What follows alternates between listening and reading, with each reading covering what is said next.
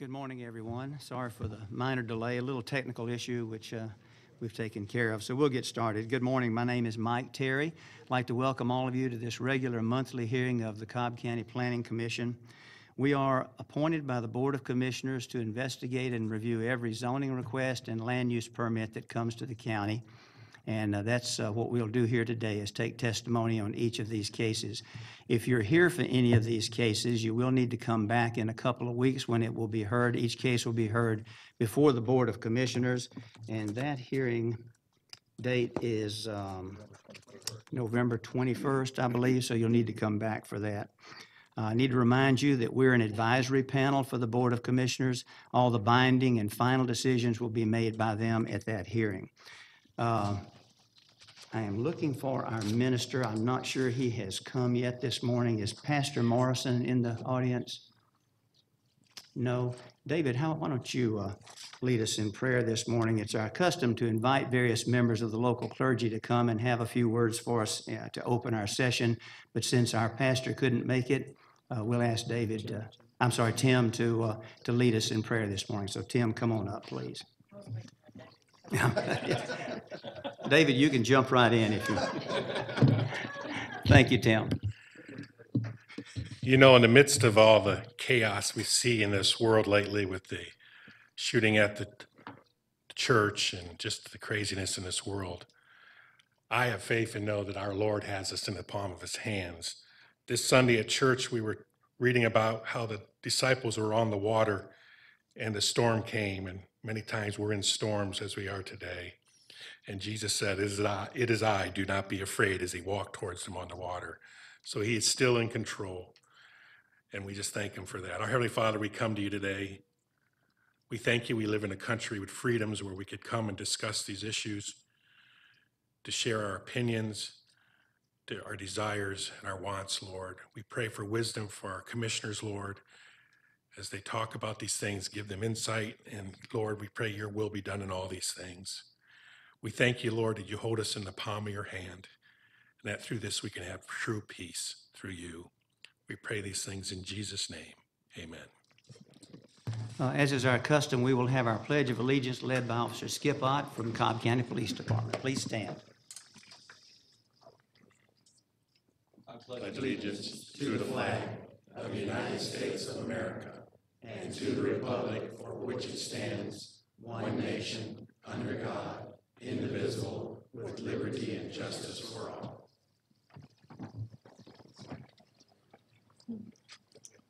Thank you, gentlemen.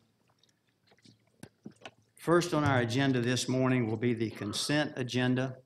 These are cases that the Planning Commission and our zoning staff have investigated, and we're satisfied that all the pertinent issues have been resolved and for which there is no known opposition. The zoning administrator, Mr. John Peterson, this is John raising his hand to my left, will read these cases into the record, and he will ask if there's anyone present who wishes to speak to or is in opposition to any of these cases. If there is, we may decide to pull it from the consent agenda, in which case we would hear it in its regular numerical sequence. Next, we will hear cases that were either held or continued for whatever reason from a previous meeting. And last, we'll hear our regular cases in numerical sequence. Applicants will be asked to come forward and identify themselves for the record and be sworn in before they give their testimony. The opposition will then likewise be asked to identify themselves, come forward, be sworn in, and give their testimony. When a case number is called by Mr. Peterson, all those wishing to address the board will need to present themselves up front to Mr. Jason Campbell. Jason, raise your hand on the front row. Jason will then take care of the swearing in. He'll also ask you to sign his book, which gives us the correct spelling of your name for our record, so we appreciate that. And most importantly, I would like everyone to understand that we do take testimony here, and we allow 10 minutes collectively for each side. That's not 10 minutes per speaker.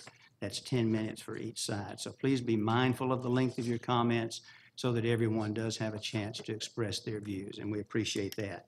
At that time, we do not allow any rebuttal process, so it's not your time to question us or the applicant. It's just your time to make your points known. It does not mean we might call you back up, though. to clarify a point or to answer a question for us. And so that's our process. John, do you have any other instructions for us this morning? Thank you, Mr. Chairman. There are 3 cases on today's printed agenda which have been withdrawn and will not be heard today.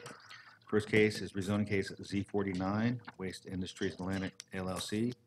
Z49 has been withdrawn and will not be heard today. LEP 24, Michael J. Flynn. This case has been, LEP 24, Michael J. Flynn. This case has been withdrawn without prejudice. So LEP 24 will not be heard today. Lastly, SLUP 9, Waste Industries Atlanta LLC. This case has been withdrawn without prejudice and will not be heard today. There are a number of cases on today's printed agenda which have been continued and will not be heard today. First case is rezoning case Z12, SSP Blue Ridge LLC. This case has been continued by the staff until the December 5th, 2017 Planning Commission zoning hearing, so Z12 will not be heard today. Rezoning case Z56, O'Call Companies LLC. This case was continued by the staff until the December 5th, 2017 Planning Commission zoning hearing, so Z56 will not be heard today. Rezoning case Z64, Branch Acquisition Company LLC. This case has been continued by the staff until the December 5th, 2017 Planning Commission zoning hearing, so Z64 will not be heard today. Rezoning case Z65, Victor Nawala. This case was continued by the staff until the December 5th, 2017 Planning Commission zoning hearing, so Z65 will not be heard today. Rezoning case Z70, Joe A. McCarg. This case was continued by the staff until the December 5th, 2017 Planning Commission zoning hearing, so Z70 will not be heard today. Rezoning case Z71, Lloyd Development Services. That case was continued by the staff until the December 5th, 2017 Planning Commission zoning hearing, so Z71 will not be heard today. And lastly, SLUP 8, SSP Blue Ridge LLC. That case was continued by the staff until the December 5th, 2017 Planning Commission zoning hearing, so SLUP 8 will not be heard today. I would like to ask people in today's audience, if you have a cell phone, please turn the volume off on it. The ringing does interfere with the broadcast and presentations, so if you have a cell phone, please turn it off. Any person wishing to speak before the Board of Commissioners must file a campaign contribution disclosure statement. If within 2 years immediately preceding the filing of a rezoning application, a campaign contribution totaling $250 or more was made to a current member of the Board of Commissioners. Additional information about this is located on the table at the back of the room. I want to remind applicants, opposition, or any interested party that information is due to this board the Wednesday prior to this hearing. Any information submitted after the Wednesday due date may or may not be considered by the board at their discretion. Mr. Chairman, there is one request for an early head count. Can I get a show of people here who are opposed to rezoning case Z75, Province Homes LLC? Please raise your hands.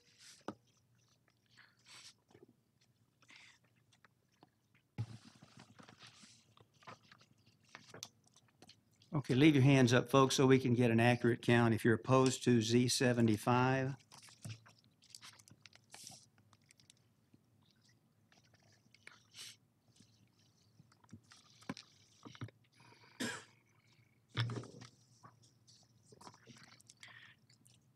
Let the record show there are 16 people here opposed to rezoning case Z75 Province Homes LLC. Can I get a show of people here who are in support of rezoning case Z75 Province Homes? Please keep your hands raised. Can't count that high. Let the record show there are 2 people here in support. And with that, Mr. Chairman, I'm ready to start the consent agenda.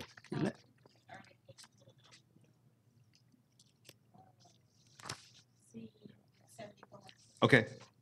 Can I get a show of people here who are opposed to rezoning case Z74, David Pearson Communities, Inc.? Please raise your hands. okay, leave them up, please.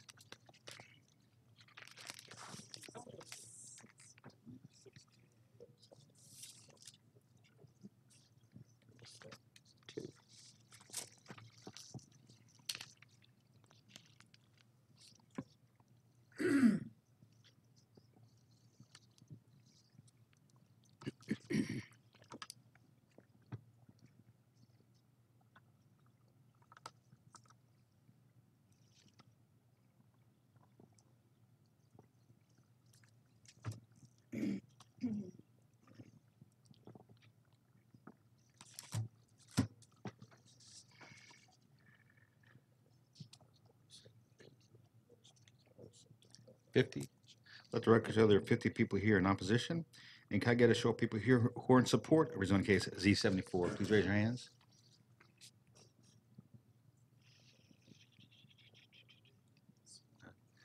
And let the record show there are zero people here in support of that rezoning application. Okay, let me just jump in here just a minute, John, if I could. I'd like to repeat the cases that will not be heard today. Some of you may be here for these cases, so if you are here for any of these cases, they will not be heard today. Z49, LUP 24, and SLUP 9, those have all been withdrawn. And then continued cases to, I think all of these are to December, Z12, Z56, Z64, Z65, Z70, 71, and SLUP 8. So those cases will not be heard today, but they will be heard at the December hearing cycle, so just to be sure. I was also asked before the meeting started today to rearrange the agenda just a little bit, to move a couple of cases, well, actually 3 cases up on the agenda. But as I look at the agenda sheet, actually, one of these is the very first case that we will hear after the consent agenda is concluded. So I don't think we need to move that up, and the other 2 are very closely behind those. So I'm not sure we need to adjust the consent, the agenda. I think we'll leave it as we have it. And the cases in question were Z44, 74, and 75. They come pretty quickly in sequence. I think we'll leave the agenda just as it is. Yeah, but absolutely. As soon as your case is heard, or if you were here for any of the cases that will not be heard, you can leave whenever. We'd like you to stay if you want to, but if you need to leave, some people said they really need to get on back to work, and I understand that. So after your case is heard, please feel free to leave quietly, exit the building. Don't stand at the back and talk because we are televised, and we're going to move quickly to the next cases. So if you'll do that, we appreciate it. Okay, John, what else?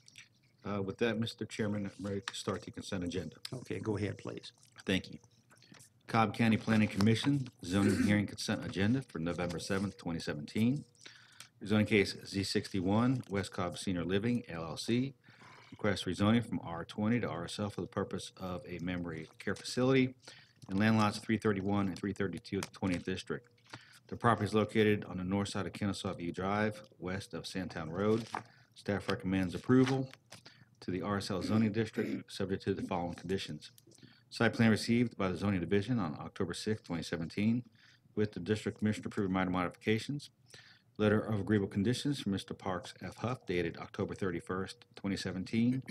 Fire Department comments and recommendations. Planning Division comments and recommendations. Water and Sewer Division comments and recommendations. Stormwater Management Division comments and recommendations. And Department of Transportation comments. The applicant is present. Is there anyone here opposed to rezoning case Z61?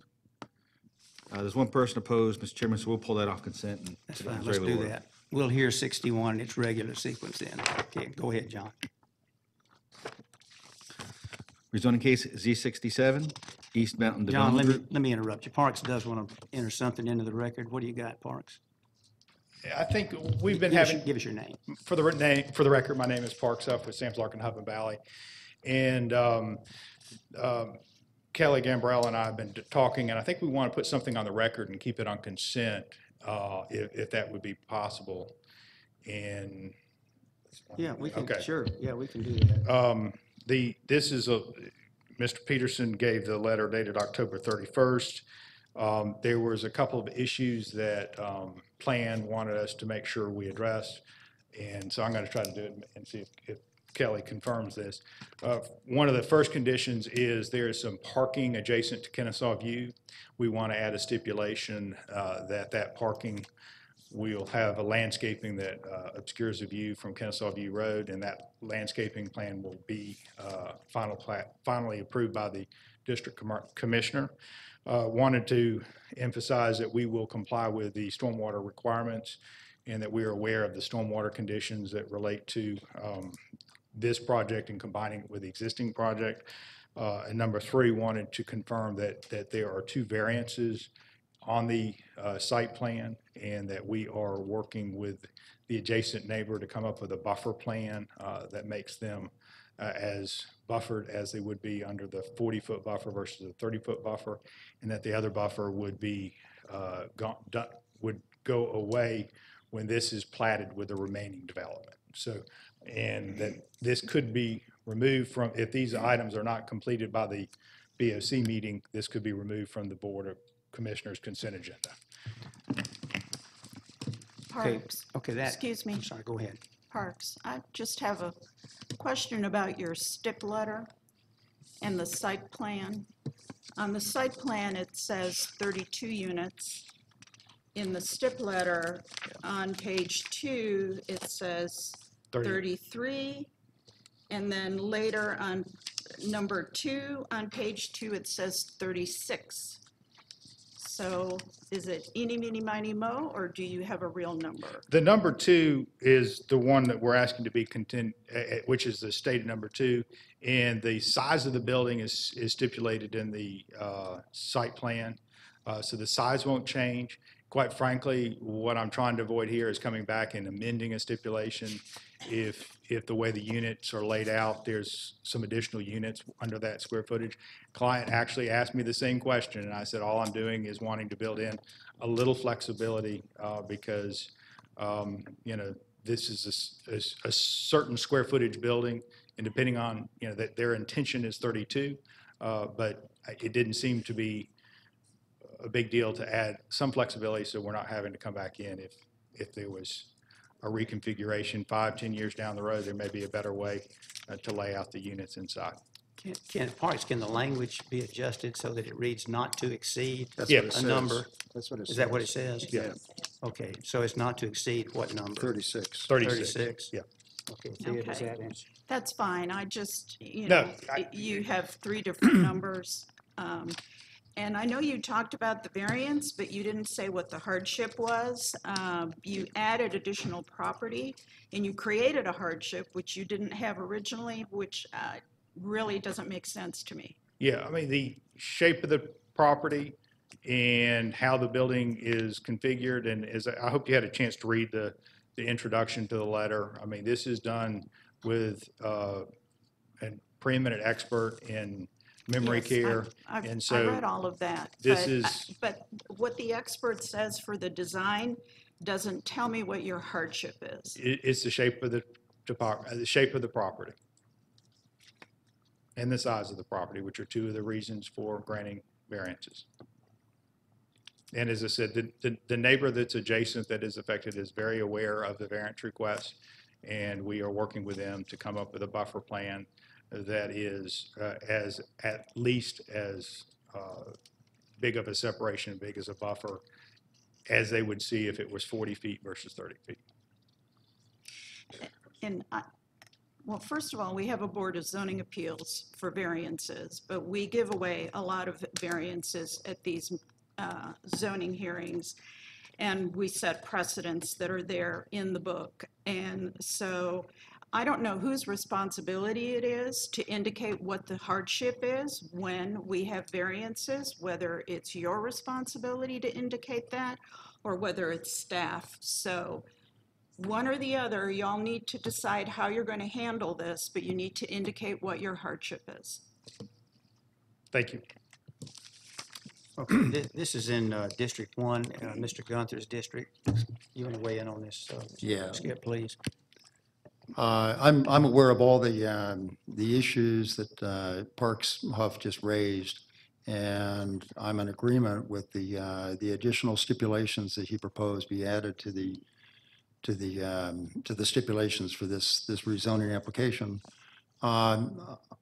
In particular, the one that I know is troublesome potentially is that side setback going from 40 feet to 30 feet.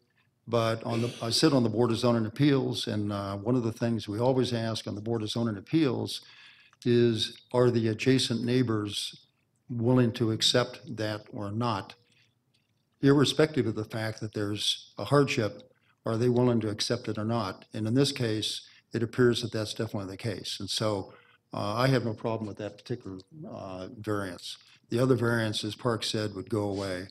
The addition of a landscape plan to be approved by the county arborist and the district commissioner with particular attention to shielding that parking lot from view from along Kennesaw View Drive was a stipulation that I was going to read into the record after the fact, but Parks is asking for that, and I think that's fine.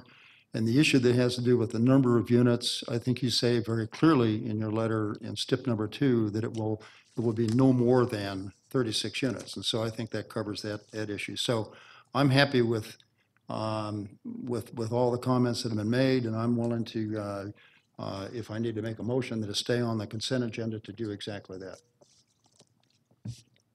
I don't need to make a motion. Okay, well, I would support it continuing on the consent Right. agenda. It'll just stay on consent as revised whenever y'all vote on it. Okay. Okay, but the additions that Parks outlined for us, the 3 or 4 issues there, do we need a motion to add those to? No, when you approve the consent agenda, those have So been that added becomes a part by of it Skip's comments. without- They will I be got you. added, yes. Okay, okay, so that's what we have then. Okay, we're good to go. John, what's next, please? Thank you.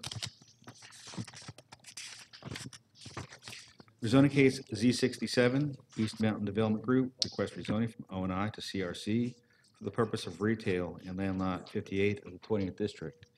The property is located on the south side of Shiloh Road, east of Frey Road. Staff recommends approval to the CRC zoning district, subject to the following conditions. Site plan received by the zoning division on August 31st, 2017, with the district commissioner approving minor modifications. Landscape plan to be approved by the county arborist and approved by the district commissioner. Building elevations to be approved by the district commissioner. Fire department comments and recommendations. Sewer and water division comments and recommendations. Stormwater management division comments and recommendations. Department of Transportation comments. Owner developer to enter into a development agreement pursuant to OCGA 367113 for dedication of system improvements to mitigate traffic concerns. Letter from Mr. Alex Brennan dated October 27, 2017, and District Commissioner to approve the uses. The applicant present? Let the record show the applicant is here.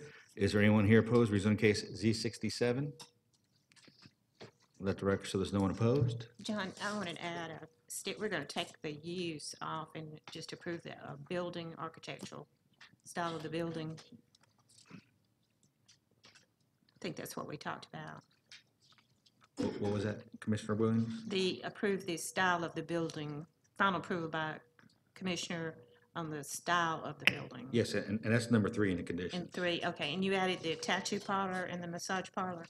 No, I think we need to add, I think Mr. Brennan submitted a revised list of uses Uh-huh. And recently. then we added 2. We need to have him add it to the file, we're giving it to the clerk, and then we Yeah. can. And I talked to Alex, and he's fine with that stipulation of no tattoo or massage parlor. I was so looking forward to those two. Can we have Mr. Brennan come forward and just read the uses that are not permitted? So we got for the record?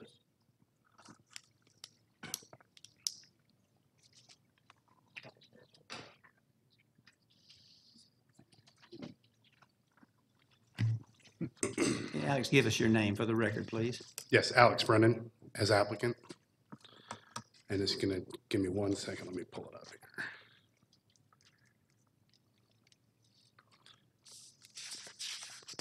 So the general discussion was to remove item 10, which allowed or granted the district commissioner approval of the final use, and in lieu substitute a list of restricted conditions under the zoning allocation.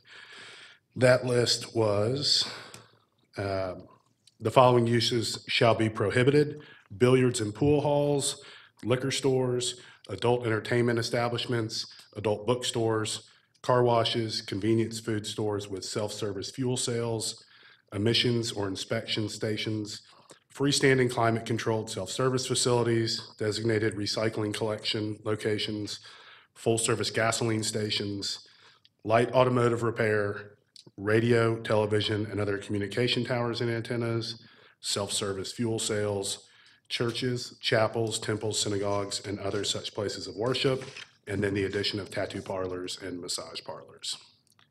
So That's those are the good. prohibited uses? Those are the So we're going to prohibited strike uses. number 10. Those would be prohibited And add in uses. those prohibited uses. I know, I'll have to go another place. Okay. Okay, and so we talked this morning, so you're agreeable to those conditions? Correct. All right, thank you. If I could just make one other comment. I know in the staff recommendations, it talks about the 35-foot buffer adjacent to residential, and that either the buffer would be removed or reduced, or the building could be moved. And Mr. Brennan did indicate in his letter that he will ensure that the required 35-foot buffer is instituted. So I want to make sure that when this goes through plan review, that that indeed is going to be the case. Okay. Rezoning case Z69, EAH Acquisitions LLC. Request rezoning from R30 and R15 to R15 for the purpose of a single-family residential subdivision and land lots 98 and 119 of the 16th district. The property is located on the west side of Wigley Road and on the south side of Jamerson Road, and the northwestern corner of Wrigley Road and Jims Road. Staff recommends approval to the R15 zoning district, subject to the letter from Mr. Kevin Moore dated October 27, 2017. Site plan received by the zoning division on October 24, 2017, with the district commissioner approving minor modifications. Fire department comments and recommendations, water and sewer division comments and recommendations, stormwater management division comments and recommendations, Department of Transportation comments and recommendations, and the owner developer to enter into a development agreement pursuant to OCGA 367113 for dedication of system improvements to mitigate traffic concerns. The applicant's representative is present. Is there anyone here opposed to rezoning case Z69? There's 3 people opposed, Mr. Chairman, so we'll pull that off consent and put it in regular order. That's fine, thank you.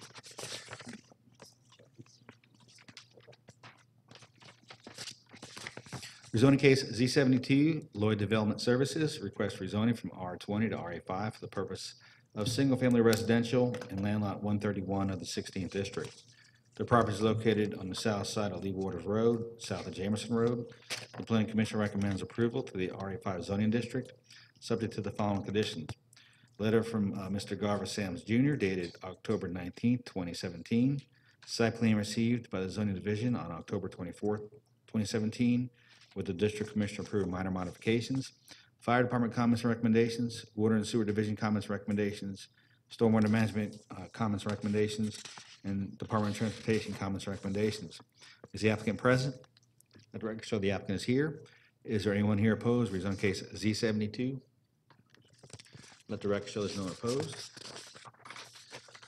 And moving into special land use permits on the consent agenda, SLUP 12, Cumberland Christian Academy Incorporated, request a special land use permit for the purpose of a private school in land lot 1178 of the 19th district.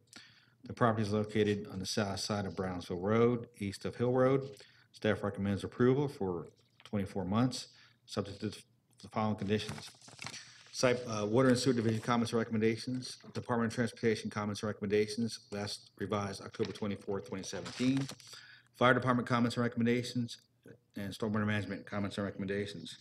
I do want to make one correction to the Planning Commission. The approval is permanent, it's not for 24 months, so when we approve, it's going to be permanent. Is the applicant present? Let the record show the applicant is here.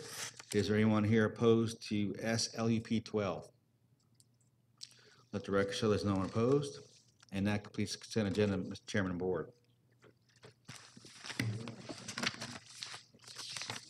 Okay, I thought I saw a hand go up on SLUP 12. Did we have anyone in opposition to SLUP 12? Cumberland Christian? No? Okay, I saw a hand in the back. I just wanted to be sure we didn't miss somebody.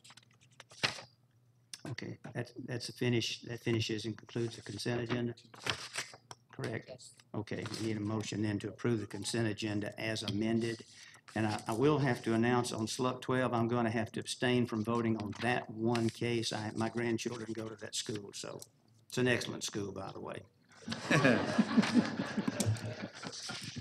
I make a motion that we approve the consent agenda as amended, with the exception of Z69, which has been pulled off of the consent agenda. Okay, so Z69 will be heard. Second by Skip. Any further comments, questions? Okay, call for the vote. Okay, so Z61, Z67 amended, Z69 pulled and to be heard. And I let the record show that on SLUP 12, that we had approval for SLUP 12 of 4 and then 1 abstention, and that is me. Okay, what else, John? Okay, moving to the continued case agenda, rezoning case Z44, Meritage Homes of Georgia LLC, request rezoning from R20 to RA5, RA6, and RM8 for the purpose of a residential community in land lots 29, 30, 1073, and 1074, and 1147 of the 17th district and the 19th districts. Property is located at the southwest intersection of Floyd Road and Glore Road and at the northern terminus of Green Valley Road. The applicant is present. Is there anyone here opposed to rezoning case Z44? Please raise your hands.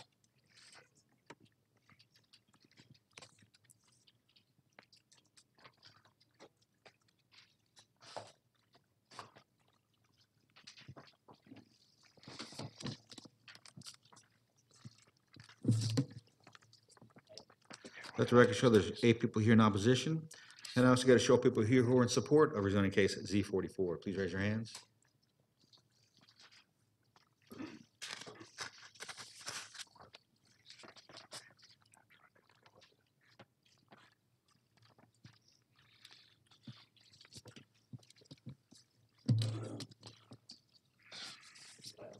Let the record show there are 11 people here in support.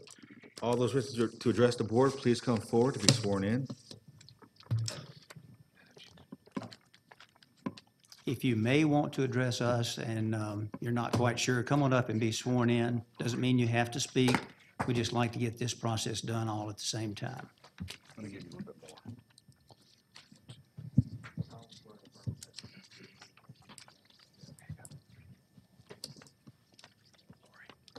Yeah, those are for the rest of them.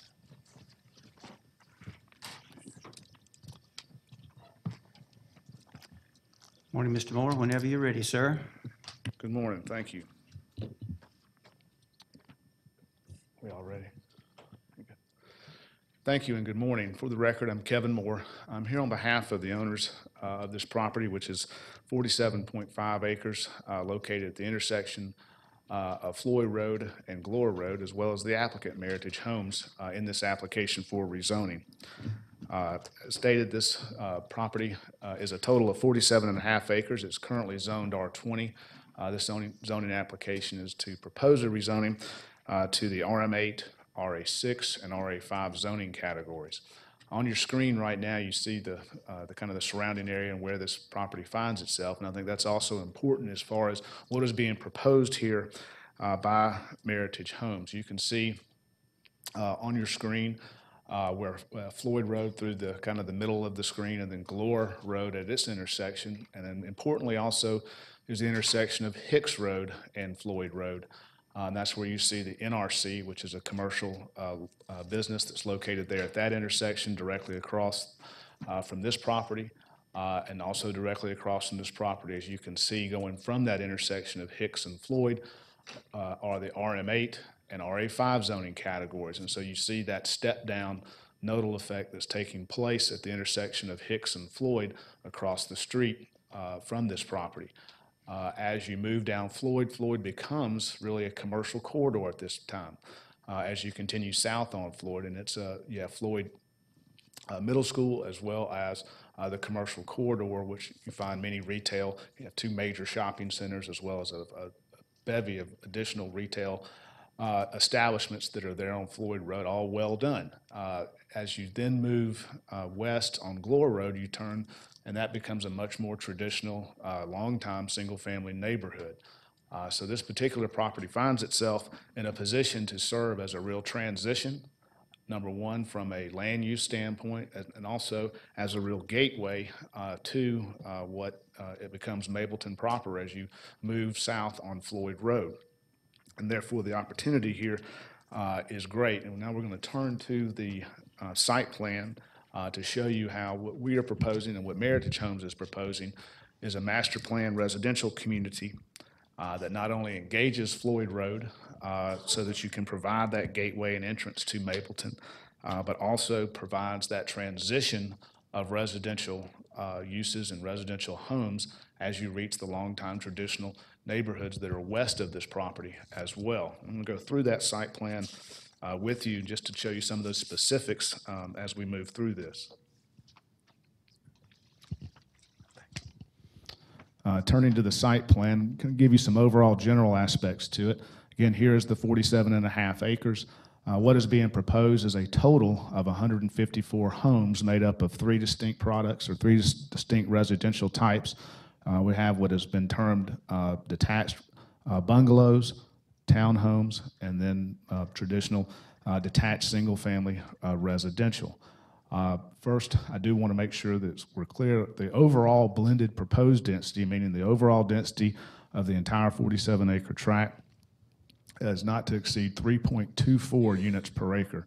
That had been incorrectly stated actually on the site plan, which was then translated into our stipulation letter as 3.64 units per acre. I just want to make sure that I corrected that for purposes of today here. But going through the plan itself to kind of give you what's envisioned with this proposal. Again, at the actual intersection of Hicks Road and Floyd Road, and then Glore Road and Floyd Road, we have a proposed detached bungalows, those that are detached facing forward onto Floyd Road here, so that there's a real engagement with the street, so that you know when you reach this area, there's a statement being made from not only an appearance standpoint, but an invitation to the community to be a part of that community with the homes that are proposed here. And then you move to a section of townhomes. Again, trying to provide that transition as you go from what is NRC, RM8, and RA5 at this location. What we're doing is transitioning through those same types of uses through this whole entire 47 acres. Then we move into a traditional development of single-family detached homes for the balance of the property, which includes several types of different amenities, buffers, and open space. Though this is not an open space community, it combines those various elements. First, you have a master amenity area, which is an enclosed clubhouse, pool area here. You have a variety of community parks that are placed throughout the community, just to not only break up the homes, but to provide space for people for outdoor living and outdoor gathering for the community. And especially you have the existing lake, which will be utilized for stormwater management, which also has large park areas surrounding it, as well as coming around to the southern portion of this property, which again provides for additional park areas for the proposed community. Lastly, you also have what we've instituted here is a buffer along the entire western boundary of the property against the existing single-family neighborhoods that are longtime traditional neighborhoods to the west, and so that you can see how that transitions throughout the 47 acres and therefore matches really the transition that takes place on the other side of Floyd Road going north and east, as well as provides for the transition as you turn coming south on Floyd Road into what is now a commercial corridor, and one that is well done and that will simply benefit from this addition of new homes and new home types.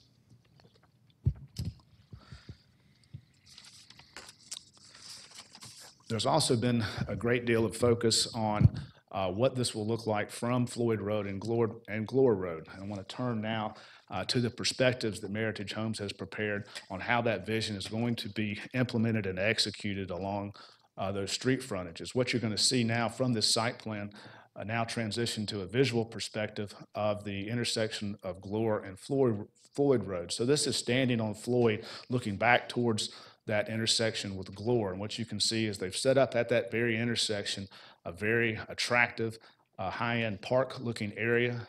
You can see how the bungalow detached homes tie into that, so that you have that invitation, number one, to the community, as this is a great place to live, and number two, you have that gateway appearance as you come from Hicks onto Floyd, or if you're traveling south on Floyd and you know now you've reached a place that you're headed into Mableton, and that this is a great and a nice place to live. And that's what this demonstrates and how that will be executed, and we think perfected by Meritage in this situation. In addition, we have, if you can go to the next page, an actual detail level, which is more of a bird's eye view, so that you can see the amount of landscaping and thought that has gone into how that will be implemented along Floyd Road. with the planting of the trees, the sidewalks that engage the fronts of those homes to the sidewalk on Floyd Road to provide for that pedestrian and encouraging pedestrian and connectivity. You can walk to the nearby retail, walk to the grocery stores, walk to the restaurants if you need to. It's a very short walk, and you want to engage that. Not only engages these future residents with the Mableton community, but it engages the Mableton community with these future residents, including that business community, which is very important as we move forward. In addition, we have the various home renderings and all, which have been included within our stipulation letter. On the left, you'll see the specified renderings. These are specially prepared and created for this project. On the left are the detached bungalow products. On the top, you see the townhomes, and then you see the variety of homes that will be the single-family detached homes, all utilizing a variety of materials, but also providing for a real theme to the entire development, so that instead of simply having various pieces developed with various pieces of architecture and various themes, which could be done, rather, as an entire master plan community, you carry that throughout the 47 acres, and you're able to make that true statement. In addition, we have worked very closely with the Mableton Improvement Coalition. We've had numerous meetings in order to develop the stipulation letter that's dated October 27th, as well as you've been handed a supplemental letter dated today. This simply clarified and added a few provisions that were requested of us by the Mableton Improvement Coalition. We were agreeable. These are simply added to that so that we were keeping in concert with our agreements with Mableton Improvement Coalition, and I want to make sure that was included in our package, but those were since last Wednesday that those occurred. Of highlights with those stipulations are that we have a heavy controlled homeowner association environment. Number two, that we have full amenities and providing for full amenities and specifics on the open space park areas, as well as the full clubhouse and pool areas. And lastly, that we are providing a landscape and fencing review committee with Mableton Improvement so that we can assure ourselves of that appearance. Again, we believe this project is an excellent example of a master plan residential community. We're here to answer any questions that you may have and certainly recommend and respectfully request your recommendation for approval. Thank you.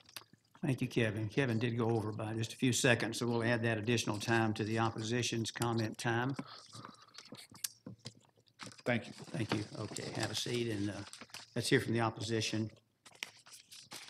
Not necessarily opposition. You can get up and speak either for or against it during this time, so let's go ahead with that. Good morning. Thank you. My name is Robin Meyer. I'm with the Mableton Improvement Coalition. And first and foremost, I want to thank Mr. Moore and the folks at Meritage for a very, very helpful and very productive collaborative process over really more than the last 6 months. So it's great to have the kind of dialogue that we've had with this developer. We're happy to see this very well-planned, unified development at such a crucial location in Mableton. Floyd Road is our most traveled street. It's not Veterans Memorial anymore, as a matter of fact. So what this development looks like and how this development proceeds is crucial and at the top of our mind as we have worked through this process. As noted in the staff comments, the density is not a perfect fit for the future land use map, but the number of homes in this current plan will support a robust community with amenities, landscaping, and an active HOA, and we think that is a very, very important factor. So as far as the density is concerned, we have become comfortable with that. I think it's important to realize that this property is located, as Mr. Moore has mentioned, really at the edge of our commercial district. It's hard to imagine that it makes sense to develop this property with in a regular R20 type zoning with half-acre lots and backyards backing up to Floyd Road. There's only one issue for Mick, and that's traffic. This property, this development must have access to White Boulevard. That's where there's a signalized intersection with Floyd Road. That's where there is capacity to handle some of the traffic emanating from this development. So we would urge you to require access to White Boulevard. It's easy to do. It's inexpensive to do. If you look at the site plan, you'll see it connect right up to Green Valley Way. And also, we would recommend that if you do that, that you recommend this application to the Board of Commissioners for approval. Thank you. Thank you, Robin. Next speaker, please.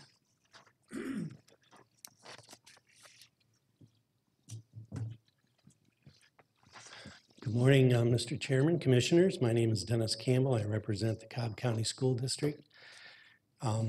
This particular application presents some issues for us, particularly in the sense that it's very dense, and it will impact a nearby school, Mableton Elementary, which is currently over capacity and will be over capacity for some time, as we don't have a construction plan or anything in place that we can put in place in the near future with our current funding. I'd also like you to understand that this is not the only development in the area. You heard the application for Z34, and off the top of my head, I can't remember the developer last month. This was a similar size development of about 150 units. And you put these two together, this is a lot of students. This is a lot of students coming to Mableton Elementary. So we'd like to ask your consideration for maybe reducing that density, and we appreciate your understanding our concerns, and thank you for your time today.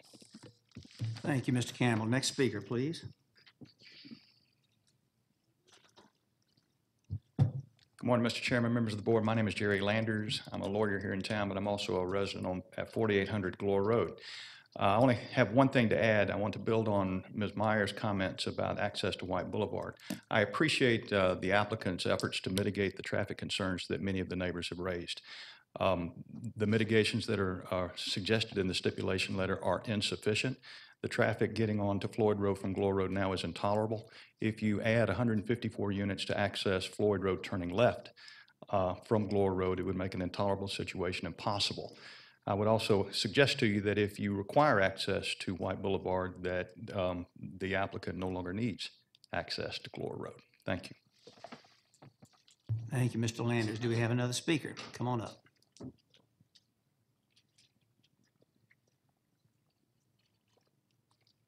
Any of you that plan to speak can come on up and stand at the rail. That'll save a little time, so we can give you as much time as possible. Go ahead, please. I appreciate the opportunity to put my 2 cents in front of you guys so you understand. I live in Mapleton. Give us your name, please. My name is Barry Greenwald, and I've lived in Mapleton since 1987. It's one of the first homes on Glore Road in the new subdivision, Crestbrook. And you guys have an opportunity to look at 3 things: what's fair, what's reasonable, and what's legal. You have control over what's legal, but that doesn't always mean it's fair and reasonable. They're going to add 400 automobiles to Floyd Road. Most of them are going to come out on Glore Road. It doesn't matter how many other streets you add to the subdivision, they're all going to come out on Glore Road. There's half a dozen other subdivisions that have already been approved or in the process of being built at this present time. So you build a little section here of about 15 homes, and then 20 homes here, and then 50 homes here. Before you know it, you've got 700, 800 homes that are being built within a mile radius. They're building a new Quick Trip, okay, within 2 miles of the other Quick Trip in front of a racetrack. So what does that tell you about the traffic that already exists on this road? It's going to make living in Mableton intolerable. And I know nobody cares, but if it's approved, I'm moving out of Mableton in 6 months, okay? I moved to Mableton, lived in the big city my whole life. I love to have trees in my backyard, trees in my front yard, squirrels jumping up and having a good time, and be able to see that with my children and now my grandchildren. But living in Mableton is now like living in Brooklyn or the Bronx, okay? And it's really getting intolerable. This project, whatever you want to call it, okay, has nice trees, has nice bushes, has beautiful surroundings, okay? It's got a nice pool, and it's got good drainage, and it's got good energy consumption. That's all irrelevant if you can't travel and get in and out of it, okay? And I can tell you that this is a bad project, okay? A nasty project that's going to help ruin Mableton even more than it's being ruined right now with all the other development. Thank you so much for giving me a few minutes. Thank you, Barry. Next speaker, please.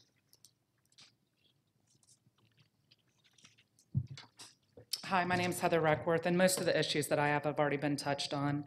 But thank you for the school board member who stepped up. But one of the issues that I have that hasn't been brought up, there is a stream on the property that is noted as a ditch that requires a 75-foot buffer. I know that Frank Gibson, the letter has been sent to you all, and is it Dave? Came out yesterday and looked at it as well. So I believe that needs to be addressed. And I believe you all have the stormwater issues and the videos that have been sent. And I think everything else has been touched on that we had an issue with. Okay, thank you, Heather. Thank you. We have about 3.5 minutes left. Anyone else wishing to speak to this particular case? Okay, not seeing and hearing any, it's back to this board for consideration. This is in District 4, so Mr. Porter will lead our discussion. Galt? Thank you, Mike.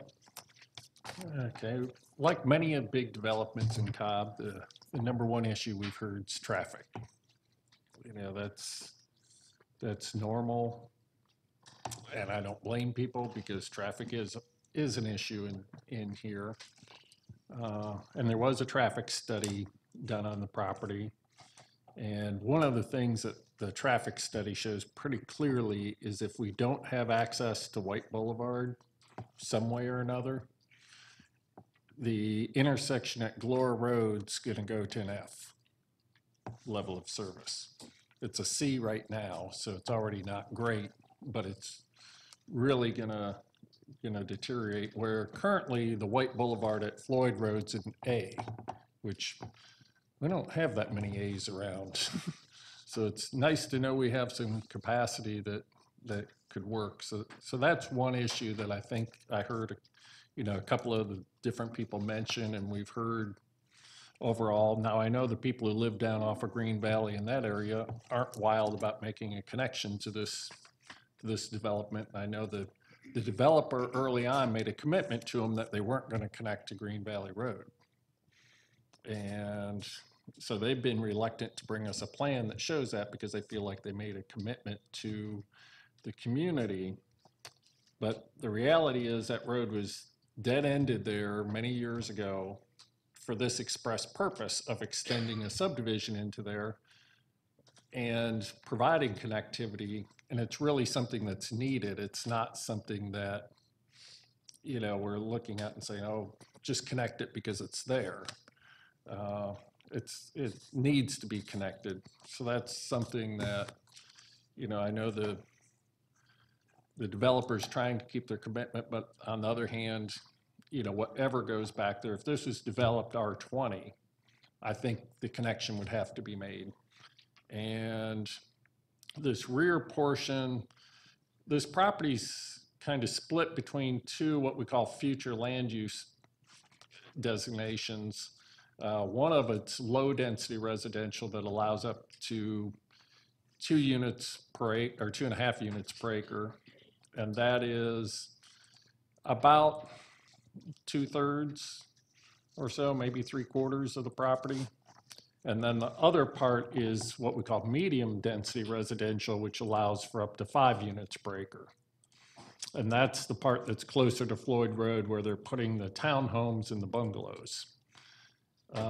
The part that's low-density residential, and you can see he's moving the arrow around it right now. It doesn't look to have a color. On this site plan is at 2 units per acre. So for that portion, it's well within the land use plan. R20 typically will allow about 1.5 units per acre. It would have to be laid out. And with this amount of land, you're essentially looking at on their site plan, they have 75 single-family homes. R20 would allow about 65. So from that standpoint, we're not looking at a big difference in density, and there's some trade-offs. You're going to say, yeah, the lots are a lot smaller than 20,000 square feet. And there's a reason for that. All the stream buffers have been pulled out, the pond's been pulled out, there's been community parks put in, there's been an amenity put in with pool and all of those things. So you know, the trade-off is the lots are smaller than an R20 lot, but it provides better protection for our streams and things like that, because even though under the law, people aren't allowed to get into those stream buffers even if they're on their property, it seems to happen where if it's not on their property, they're not likely to get into them. So that, you know, there's, you know, other benefits of coming in for rezoning on a straight R20. All they would have to do is meet minimal county standards. They wouldn't have to come and provide us a big stipulation letter of what they want to do and agree to do. And I believe now they've just supplemented it, but on the letter that we had before, there were 34 stipulated items, essentially, bullets of, we're going to do this kind of architecture, here's elevations we're going to provide, there's, you know, we're going to do brick, we're going to do all that landscaping that you saw up at the corner of Floyd and Glore Road. You know, we're going to put in the amenity package with a pool and add a clubhouse, and they really didn't want to do a clubhouse, but the community said, on this size development, we want to see a clubhouse, and they agreed to do it. So there's a lot of things like that, you know, you have a little give and take as you go through. Now, I realize on the townhome portion, that's, you know, that density is way above R20. And what you'd be allowed to build just as it's currently zoned. But with it having a future land use designation of medium density residential up to 5 units, I don't think anybody would ever develop that at R20. Not saying it couldn't be done, because they could, but it just, you know, when the county's planned for it to be a higher density, and that's normal that we plan higher densities closer to the major roads. And that's just part of the overall land use planning of the county. So I wanted to point out those things that make this look a little bit different than, I know some people have said to me, well, we just want it to stay like it is. Well, people have a right to develop their property. They don't have to keep the property just like it is. So it's, as I think Jerry or Barry said, we have to look for what's legal and fair and reasonable. And it's not fair and reasonable to say you can't develop it. It's also not legal in Georgia to say you can't develop it. So, so I get all those points, and we have to kind of look at that. Now, on this application, the applicant applied for essentially breaking this into 3 different zoning categories. And that's one way it could be done. We do have a different zoning category, which is called PRD, Planned Residential Development, that allows for the varying densities in the townhomes all in one master plan community. And part of that requires them to put in parkland and things like that. I believe it's 1,000 square feet per lot of parkland, which they've done. So this, the way it's laid out now, really meets the PRD zoning classification. When they first applied, it didn't. And to the developer's credit, they went back and redesigned it at my suggestion so that it could meet those requirements, and that will get rid of a whole lot of variances and things that were being sought before with the redesign, and took out, I believe, around 20 lots out of the development. So I wanted to highlight that. So I just wanted to give people kind of those ideas. On DOT, I'd like to call somebody up from DOT, whoever wants to volunteer.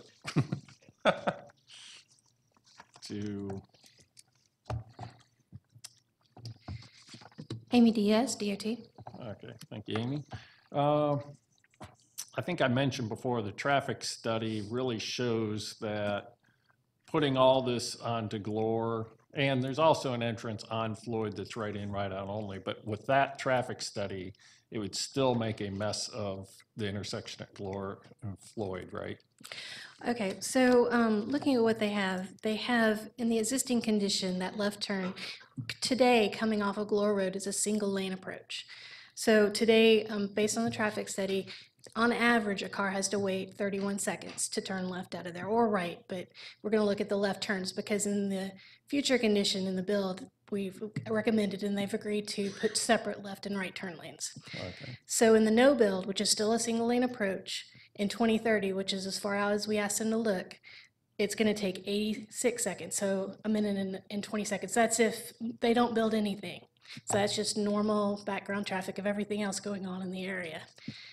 If they do build it and they build the separate lanes, then it's 147 seconds. So it does increase it dramatically, but you know, it goes from 86 seconds to 147. So you're gonna have to wait a little more than 2 minutes. It's not 5 minutes or 10 minutes, so it doesn't blow it up unreasonably, but it is significantly. Okay, now if we make that connection that allows the traffic to go around to White Road, or White Boulevard rather, and that probably connection would be at Green Valley, that would help move some of that traffic out of this subdivision. And I know we probably don't have a traffic study yet that shows that, but Correct. But Yeah, you would assume. They did their traffic study for the worst case, which did not have that connection. Right. But yes, so people go to the path of least resistance. If they know they're going to be delayed at Glore Road, they would make that connection through. In fact, we would expect some people, if that becomes a clear connection, some people that may cut through their subdivision to take that light. Right. And you know, I'm sure some people would. But overall, you'd expect that there'd be, and mention that they are going to add a right turn lane onto Glore. Correct. And on the plan right now, that right turn lane's smaller than the DOT standard, but you'd like it to be 200 feet plus 100-foot of taper, correct? Correct. Yeah, we hadn't worked with them on that details because a lot of times those details are worked out in plan review. Right. But based on their queue for their left turn, assuming that everything went forward as is today, their left turn queue is 200 feet. So we would like, whether it's a left turn or a right turn, because since it's a T intersection, it doesn't matter which, we would like the other lane to be at least 200 feet long to allow those lanes to split before the queue of the other turn blocks it. Okay, great. That was one of the little details. And then one of the other things was the proposed entrance onto Floyd Road. I believe you'd like that moved to the north away from Hicks. Correct. It's Further. to get it further away from Hicks and also to get it in the area where it is clearly striped that they can't turn. Right now, it's a little bit too close to where there's a break in the striping. We want to move it further north, and so they can put in a median there so that there will be no violations, because that's a safety concern in that area. Okay. And by median, you mean a concrete median? A concrete median. Okay. Yes. Okay. And they're aware of that. They just hadn't changed their site plan as of now. Okay. So that becomes right in, right out. That is a right in, right out. It's the only access on Floyd that we would allow is a right in, right out. Okay, and I guess the last big item is just to state, I don't want to go over because I've kind of discussed it with the attorney, but on the last plan revision, they took the streets that are in the townhomes and changed them from private roads to public, which I think is probably a good change and one that was requested by the community. So once again, they were responding to the community. But that creates a problem in that they had a lot of 90-degree parking spaces where you kind of turn in like a parking lot off of the streets, and DOT doesn't allow that. So, correct. I think what we need to do, and I put together some suggestions of what they can do and showed that they could make it work, partly by changing one of these streets just into a parking lot, because the street doesn't have any units on it. And it had a lot of 90-degree parking and then a few other, but basically we'd like the applicant to work with DOT to get the guest parking where they could do some parallel spaces but no 90-degree spaces, and get it distributed some and and just get it up to DOT standards. Right. Okay. Given the number of bungalows and such where they don't have the parking at the home facility, it looks like that they will need to get those small parking lots out of the way because they won't be able to put enough parallel spaces on the road. Right. They may have to tweak the buildings a little bit to put in a small parking lot or something. Correct. Things like that, but they can work with you to get that addressed. Yeah, that and there's some other things on the most recent site plan that we would need to work with them. Like we don't put islands in the middle of our roundabouts, things like that, but that's all things we would work with them on. Okay. Okay. That sounds good. Is there anything else you think you should tell us at this point? White Road is important.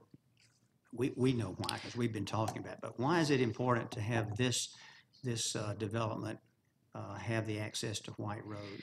We recommend it because it gives it access to a signal that allows them to turn left. That's it. I need to get that on the record. Yes. Yes. And what's the level of service right now at White and Floyd? It's an A. It's an A, okay. Which is great. Which is as good as it gets. Okay. But that would change, of course, if we start adding traffic from this development. How much so, we don't know yet, but, okay. Okay. Well, thank you, Amy. Unless you had a question. Did you have a question? Oh, I thought you were. I do. I'd like to call Dave up, please. Okay. And that was my next person. I'm sorry. Go ahead. Okay. Yes, Dave Braden with the Stormwater Management Division. Okay, thank you, Dave. Obviously, the number 2 concern, as it typically is on a large development, is stormwater. Mm-hmm. You know, we hear about that all the time, and I know a number of the neighbors have stormwater issues right now with water running off of this property and things like that. And I know from previous cases that often gets better when you develop it in this case because you're able to control it better. Do you want to talk a little bit about that? Yes, their plan does have, obviously it's not completely designed, but a well thought out stormwater management plan utilizing the existing lake as well as additional ponds for the majority of the site.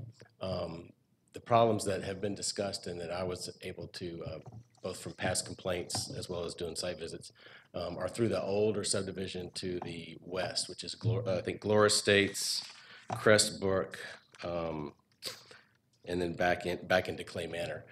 They're older subdivisions, not very much infrastructure, and the channels are not well defined. That's one of the reasons in my comments I recommended that that all the drainage, at least all the improved drainage that would have normally gone that way, would go to the pond, which they have agreed to do in their stipulation letter. That brings up the other issue that was also mentioned is the buffer right there on at the end, just off the end of Trenton Court. It doesn't show up on this plan because it's so light, but if you look at the larger scale plan, they have labeled it as a ditch. Right. And it does not show up on the county stream buffer map.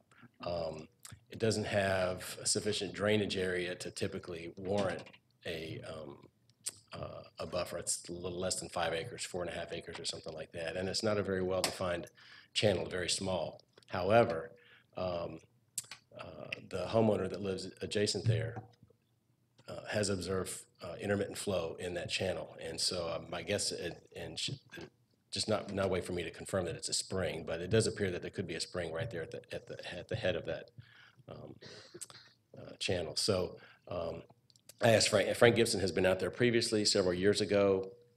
Stream morphology changes, so I asked him to go on Friday. Asked him to go out and take a look at that, which he did. He asked me to go look at something for him in East Cobb, and I did that. So, but we did not have a chance to hook back up by phone, and he is out of town today and tomorrow. But should be able to confirm his view on what the status of that is. If it would be considered a stream buffer, then the homeowner had mentioned 75 feet. It's really would be a 50-foot undisturbed buffer, and then there's an additional 25-foot impervious setback. So you can disturb up to within 50 feet of it, but you can't put any impervious. So that will be something we need to hear from Frank if this moves forward before the BOC for sure.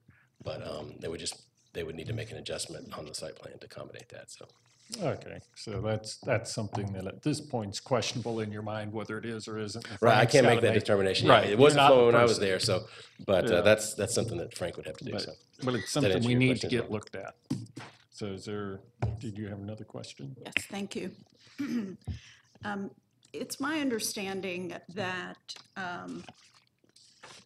the responsibility for delineation of wetlands and floodplain and all of that, when there's a submission of a zoning request, is up to the developer, the engineer, et cetera, et cetera. That's correct. That's correct. So does the county maintain any type of records with respect to wetlands and floodplain? Well, obviously, we do keep records of our floodplain because we have floodplain maps that the county has paid good money to determine. There are wetland inventories available online, but they're very rarely. I mean, obviously, they're shown there's a wetland, but there are many wetland areas that probably would not show up on that map without having an investigation. Okay. So, since there are multiple cases this month that impact wetlands and floodplains and creeks and things of that nature, I did a little bit of research, and I found the Georgia statute, and I will not read, obviously, the whole thing, but one of the key pieces, it says, wetlands will be appropriately identified and mapped in the land use plans developed by local and regional governments. Does Cobb County currently have that in place? if the information is available, yes. Yeah. Can I finish? Okay. Yeah. Because there are resources to identify wetlands, Okay. both from the state and federal. How easily can those be found? Because I searched and couldn't find anything, but that's that. I'm just trying to see if we are in compliance.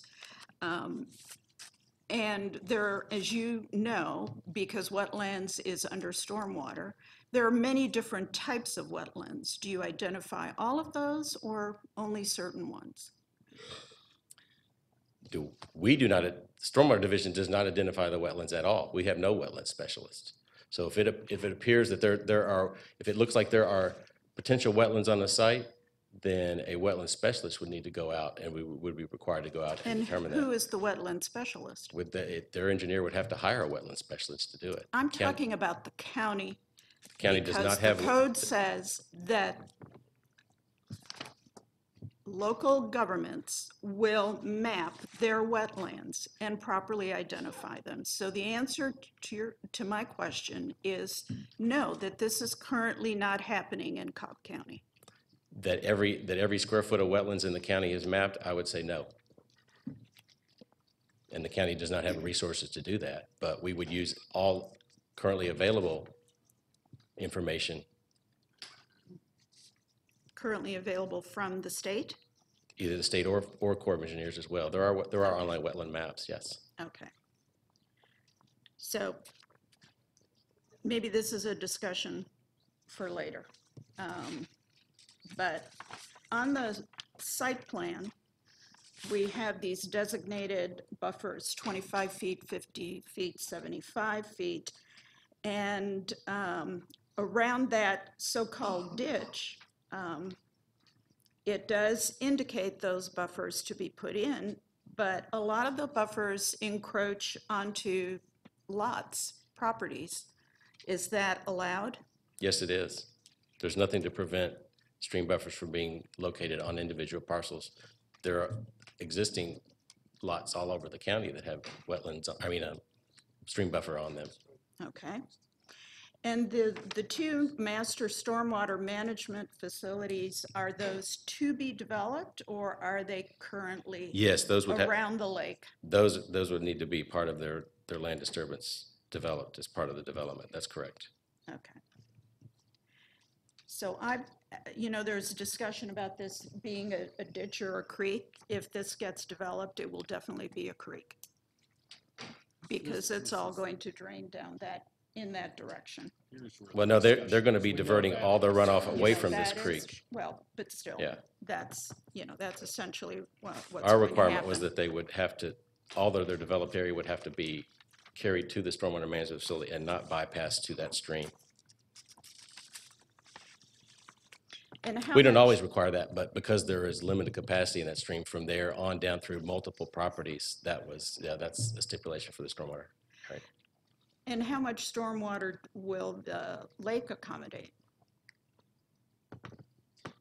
I can't speak to that. That would be part of plan review and when their engineer does that design. So they'll probably doing some modifications to that existing lake, but it will not be able to handle all of it. That's why they'll be putting in those two other ponds, right? Okay. Thank you, Dave. Yeah. The next question I have probably goes to community development regarding the tree ordinance.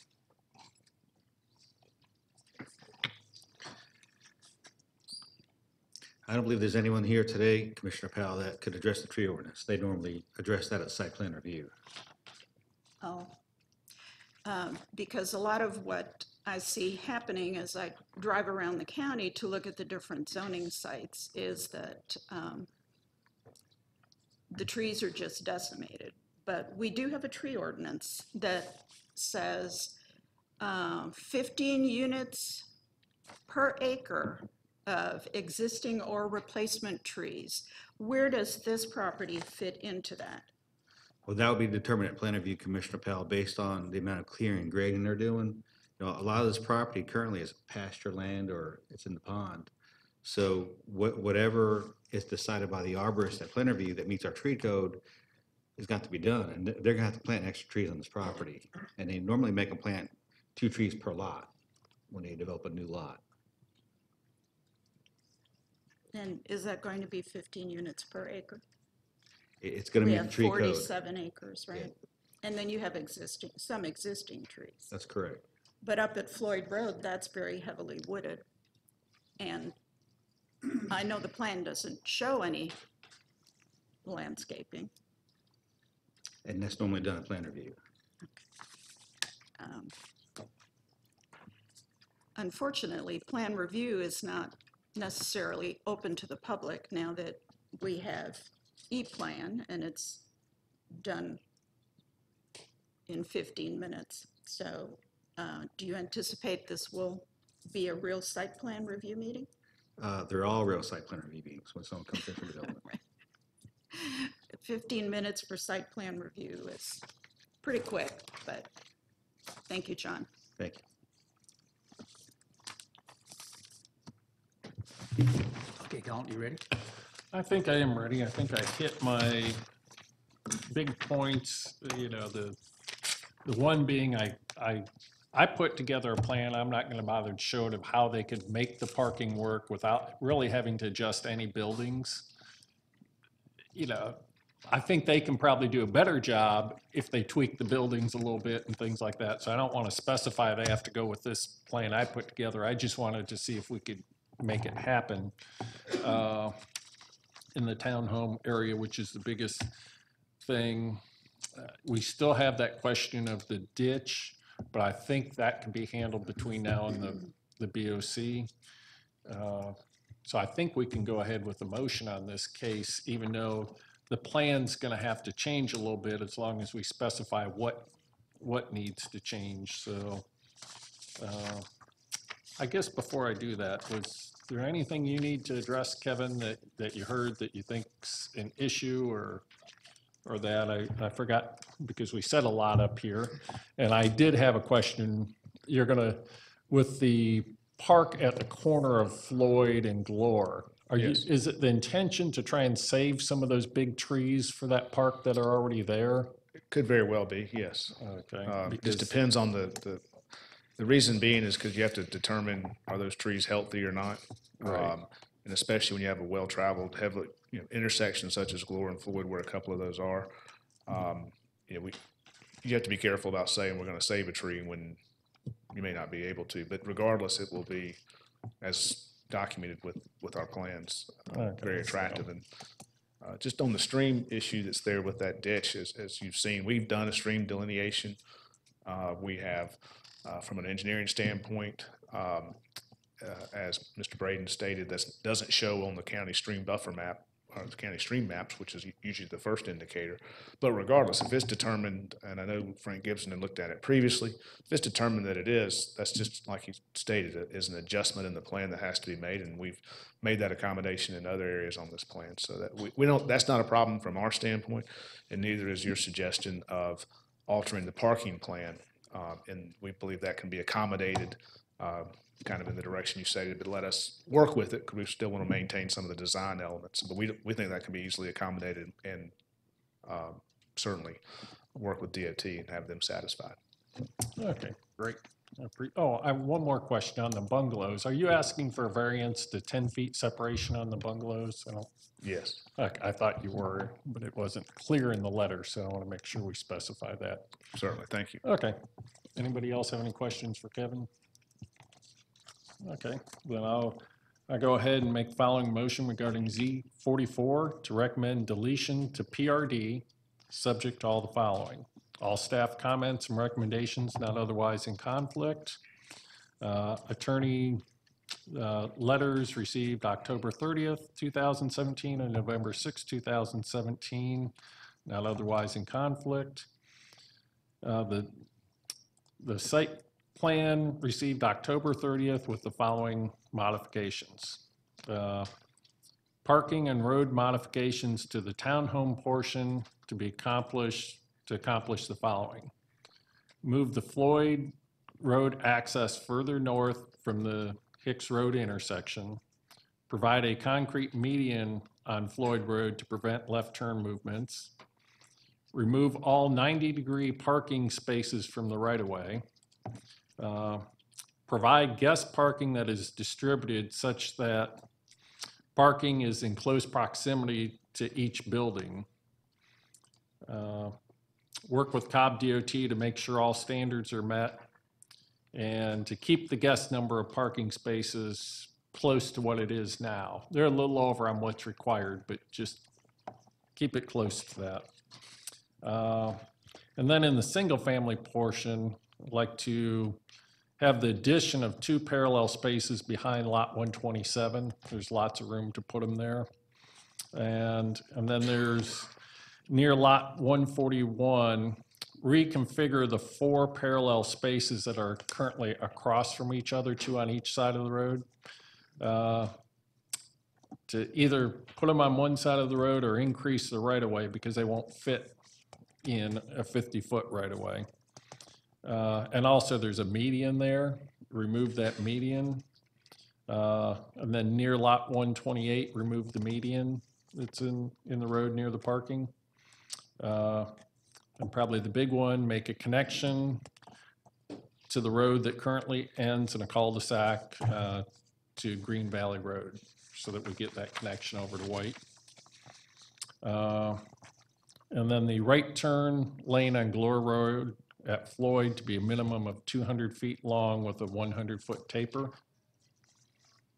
And then in the stipulation letter from October 27th, I want to make the following changes to item number 4, change the maximum density to 3.24 units per acre.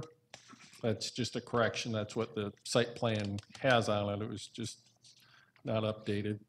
Item number 7, add. No, it's incorrectly 6.4. It is 3.24. The original plan had 3.64. Yeah, and it just is carried over and not been corrected since they reduced the units. Item number 7, add all garages shall be used primarily for the parking of vehicles with only incidental storage that does not interfere with the parking of vehicles.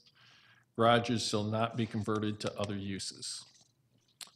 Item number 8, all siding material to be masonry-based products. All front elevations, including single-family residence, townhomes, and bungalows, to have a minimum of 50% brick or stacked stone on the front elevation. District Commissioner to approve final elevations. Item number 9 can be deleted because it's repetitive now. Item number 29, this is minor modifications, add an F, changes that are in conflict with an express stipulation or condition of zoning. And a G requires a variance or violates Cobb County ordinance. And then with us moving the road on Floyd, that bungalow may end up with the side exposed to Floyd, because right now they have a nice little circular thing, but that may have to change. So if a side elevation of a bungalow faces Floyd Road, it shall be set back at least 75 feet from Floyd Road and heavy landscaping used to soften the impact of the side elevation. Let's see, those two are covered in the revised letter. The revised letter calls for the driveways to be a minimum of 18 feet from the sidewalk, but I want to go with the development standard that just says all driveways to be a minimum of 25 feet long and meet development standards. So that's a step. Variance to allow the bungalow homes along Floyd Road and Glore Road to be a minimum of 10 feet apart. And the reason for that variance is the community preferred not to have just townhome buildings sitting out there. So they essentially broke apart the townhomes and they're getting less units doing that. But that's, to meet a community concern. The single-family homes, not including the bungalows, to be a minimum of 40 feet wide. So at least a 40-foot product. All those lots, most lots are 65 to 70 feet wide, so we're not, I don't think we're gonna have any problem with that. Let's see. On the site plan, remove any reference to private streets. They changed it in their stip letter to say they're all going to be public, but the site plan still showed it saying private. And then on the DOT staff recommendation, delete the one that says no guest parking in the right-of-way and replace that with guest parking spaces within the right-of-way to be parallel spaces only and meet DOT standards and approval. And then there's one last thing. It's the historic preservation. The applicant to follow the recommendation for documentation of the existing property. And then I'm going to add a clerk's note on that final determination if state waters are present in the area labeled as a ditch behind lots 148 to 150 is pending. If state waters exist, buffers would be required and lots 148 to 150 would be impacted. And that's my motion. Yeah, please, go ahead.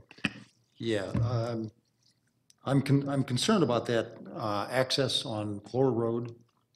And by opening it up on the bottom, on the south end, to go into White Boulevard, we don't know yet because the traffic impact study has not been done. But I'm just wondering if a traffic impact study could be done to show what are the implications if that is eliminated or kept on the intersection up there at Glore and Floyd, because that's concerning, what's going on with that intersection. So essentially, you're asking for them to update the traffic study to include connecting. With an objective of, what's the traffic rating for that light right now? It's an A. No, at Glore. There is no light there. Or that and it's a intersection. C. It's right a C, now. and it would go to an F, you said. It would go to an F if all of this goes this way. It sounded from Amy that it's going to head that direction anyway, even if nothing's developed here. Well, I just because wonder if, other things down Glore are going to get developed in that, so the projection is that it's heading. So this will probably help improve that intersection to some degree from what it may head to anyway. But this is going to add more traffic, so it's I just it's wonder hard to if say. we shouldn't put some kind of a constraint on the worst that we would want that intersection to become Okay. before we eliminate, or eliminate that access onto Glory Road. We couldn't I don't know if it's run- possible to do a traffic study, traffic Yeah. impact study in the next 2 weeks. It's probably not. I can't imagine all of this traffic coming through this existing subdivision. I think having 3 access points that spreads it out to 3 separate roads is a whole lot better than funneling it to 2 access points anywhere. I think that's really the issue. Except I was struck by the comment that somebody made that there may be cut-through traffic now, and, that would aggravate it. And Yeah, so and- that's not good. And that may occur, and I could see that as a possibility. I think that's why I was sure to specify that right turn lane on Glore get made to the 200 feet so that people can get up and get to the right-hand turn. And I think Amy went through it fairly well, is that the left-hand turn may stack to 200 feet. So we want a 100-foot taper plus a 200-foot lane so that people going right, because primarily the cut-through would be people trying to go right, who Right. want to get through and get down on to the down, so- right. right. It doesn't gain them a whole lot to try and cut through to go left, probably. So if we increase, if we make it so that you can get out right, I think that will minimize cut-through traffic. Hopefully it will. And I would imagine there's also things, if cut-through becomes an issue, there's speed humps and things like that that can be employed. My real concern with cut-through traffic was the people cutting through then going up to the Floyd Road right in, right out only, if we didn't lengthen that lane. Because I know people would have figured that out in a hurry. They may not figure out the other back way in a hurry. Some people will, but it's a little bit more complicated because you have to go Green Valley to Woodward Circle to White Boulevard. So it's a little bit different. But I guess we'll ask the applicant to update the traffic study, and I don't think that will be real hard because I think the first traffic study incorrectly assumed access to White Road. So I think they've already done the work, and I think that looked a lot better at that time. And then the revised traffic study took that out, I believe. So I don't think it will be hard for them to. You want to add that as a provide. step to revise the? I see Kevin shaking his head. I think it's okay. It's not really a zoning step to revise it, but I think, we could add it as a clerk's note, applicant At least do it as to, a clerk's note. applicant to provide a revised traffic study, including access to Green Valley Road. Well, then along those lines, does it make sense to add as another clerk's note for DOT to make a judgment, at least by plan review, if not, between now and the VOC meeting? Well, DOT made a judgment that should be connected. That's in the recommendations. Even with already. an access down to White Boulevard? Yeah. Okay.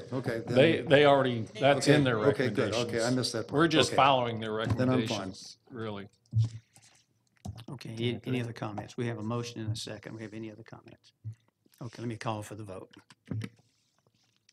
Okay, so this is approved 4-0 with Ms. Powell voting no. Okay, thank you very much, folks. So Kevin, you're going to work on a traffic study? Okay, and a plan that it shows the points that were made. Okay, all righty. Does anyone need a break? Okay, let's go to the next one. This took a little longer than we thought. Sorry, folks. If you do plan on leaving, if you were here for 44, please do so quietly. Exit the room. Don't stand at the back and talk. And let's move on with the next case. John, what's next, please? Yes, sir. Rezoning case Z58, Lovia McMillan requests a rezoning from GC to LI for the purpose of a warehouse in land lot 224, the 17th district. The property is located on the north side of Barber Road, west of South Cobb Drive. The applicant is present.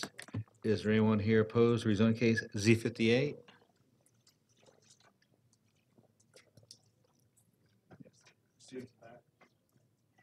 Is that 3, Jason? Okay, folks, if you're in opposition to Z58, how about put your hand up one more time and hold them up? Three? Okay, thank you very much. Let the record show there's 3 people here in opposition. All those wishing to address the board, please come forward to be sworn in.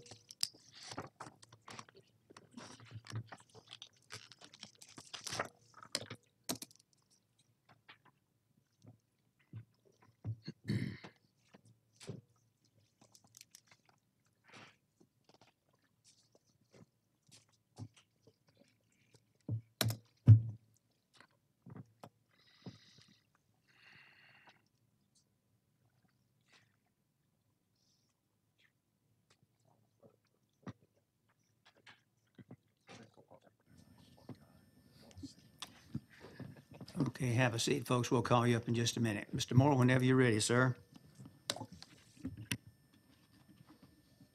Good morning again. On behalf of the applicant and owner, Levy McMillan, I'm here to present this application and request rezoning of this .37 acre tract from its current category of general commercial, zone GC, to light industrial. And I think we want to start again with the overhead map that all can see. It's on your screens as well as those in the audience. With the location of this property, you see it's located on Barber Road, which is a very short road that essentially connects between Austell Road and South Cobb Drive, just south of the intersection of Austell and South Cobb. So that's the larger red triangle you see on your screens now is a GC, zone GC, all of those properties, which is general commercial. That was the predominant commercial category since 1972 when Cobb County first adopted the zoning ordinance. It since has been treated a little bit differently as the years went on. It underwent a major revision in 1996 when GC was grandfathered for many locations except where it's found in a community activity center, which is where this property finds itself, in a community activity center. Interestingly enough, though, if you visited where this property is located, these properties have been used, developed over a long history and period of time, predating even 1972. Even though this is zone GC throughout this area, what you can see in your screen is a lot of buildings that are warehouse-type buildings, and that's what is on the north side of Barber Road. And really inside this triangle are primarily those types of buildings and those types of uses, very intense general commercial type uses, really more what we would view if you've looked at it, you and I would look at it, so that's more of kind of a really, really light type industrial use where you have kind of warehouse distribution, light warehouse, light wholesale distribution type of businesses that are really being used there. This particular tract is proposed just for that type of use. It is for a warehouse and small light distribution. What it's proposed for is the business of Atlanta Wire and Cable. Atlanta Wire and Cable sells overstocked wire and cables, essentially their business. They don't recycle. They're not a recycler. What they are is a seller of wire and cable that has become overstock wire and cable, and they were able to collect that from the actual cable and wire companies, and they're able to also then resell that to your actual electrical contractors and various other supply folks that will use that in its end use. And that's all that they do. And in fact, that's what they did at this location up to about 3 years ago when they moved to a new location where they've leased a space. They were at this location operating just that very same business and had been for many, many years, just like these other businesses that are located here, all grandfathered. But as you know, once they left that business 3 years ago and moved to another location, then this property would have lost and did lose its grandfathered status for that specific use, because that's not a use that's specifically allowed or permitted in general commercial.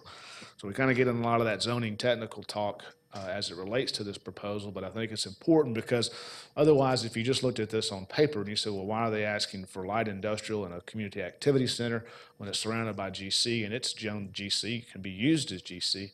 Well, that's because that's not really what all these properties are being used for today, if you go really look at it.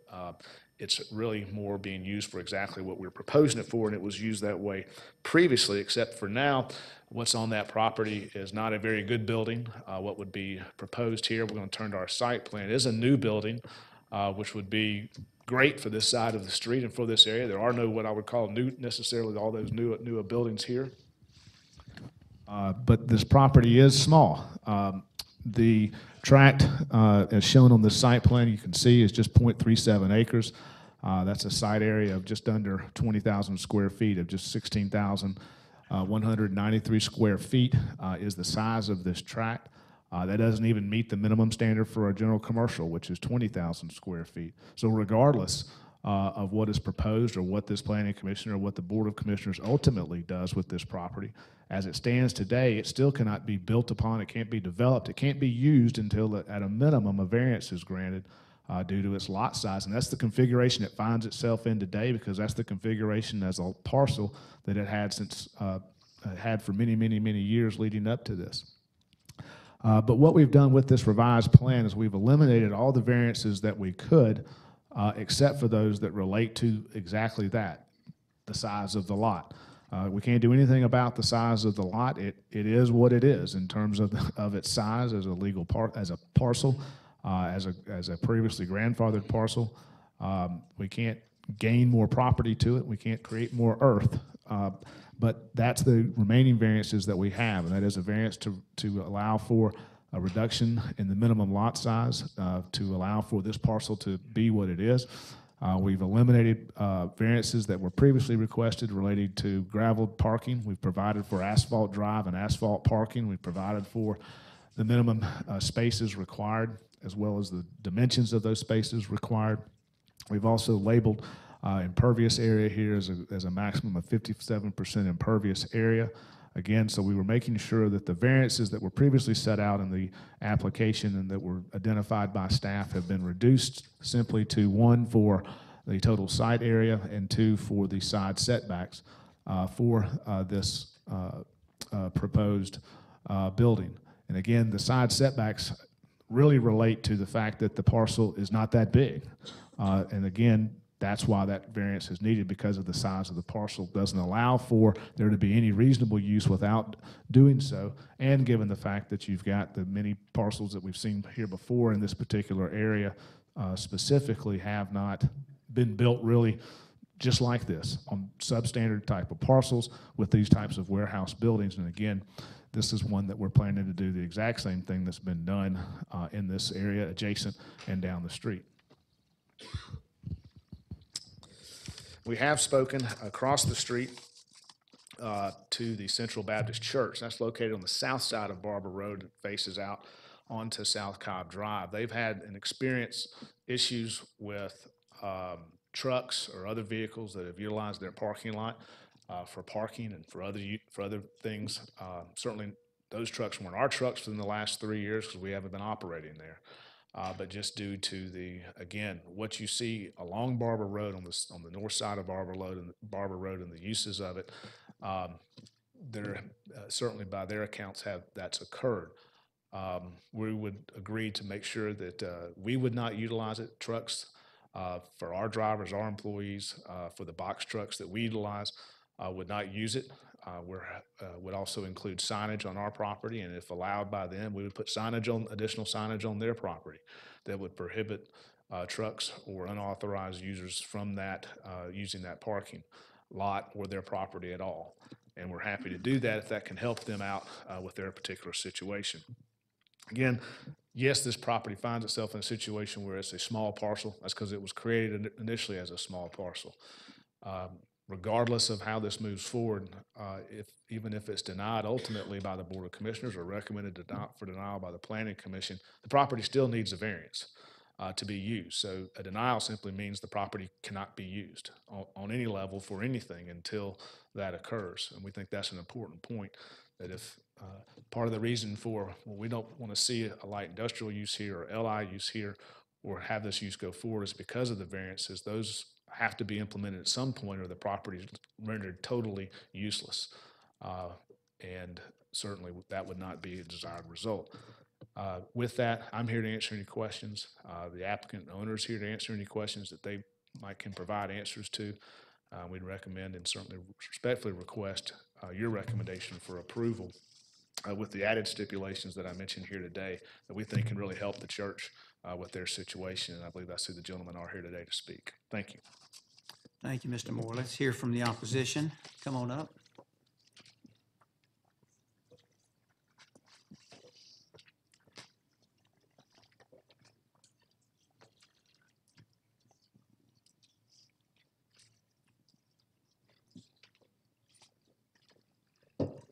Good morning. Give us your name, please, sir.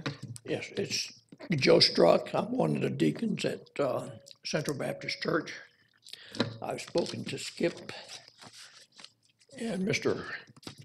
Moore about this, and our concern is, with all the restrictions that have been taken away from this property, what good are the rules that you guys put in place? I'm just gonna make that one comment as an individual. The other is, the lot sizes, it's very small. They're 16,193 square feet, and they're gonna put a building on it. And when they do, water's gotta run somewhere, and it's gonna be running straight in to the church area. Don't know how much water's gonna be running in, but if you put a building there, there's a lot of water that's gonna be working its way around that building. And that's our biggest fight right now is what's gonna happen to our church if the water sorry about that, if the water continues running off into our property.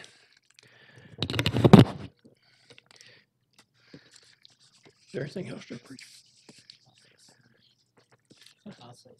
Okay.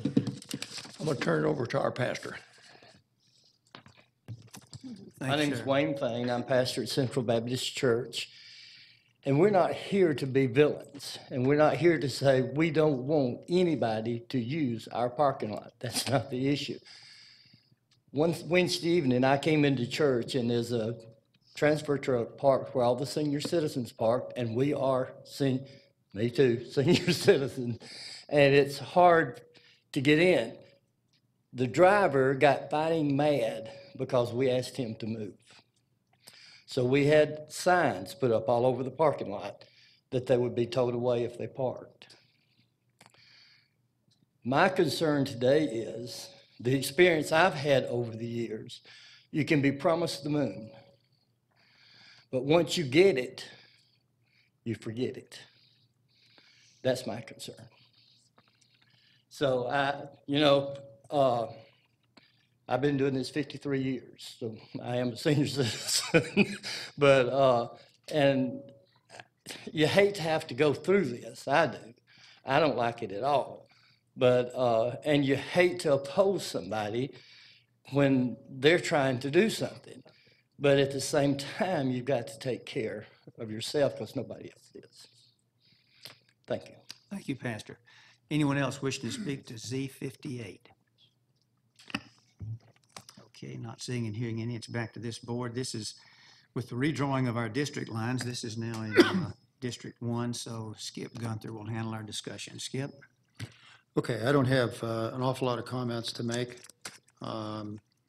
I was pleased to see that the original submission had 7 variances in there was reduced as much as it could be, as Kevin pointed out. The 7 went down to 4, but unfortunately, there's no way to eliminate most of the remaining of those 4 unless the size of the building were radically reduced from what's being planned. And as you've all heard, we're really loath to approve anything that has variances. One of the reasons for that is Judy and I sit on the Board of Zoning Appeals, and we like to have things for us to do there. So, maybe this will come back as Kevin pointed out as an application for variance to the BZA. And I'm not sure how it would be handled at that point, but we'll have to see.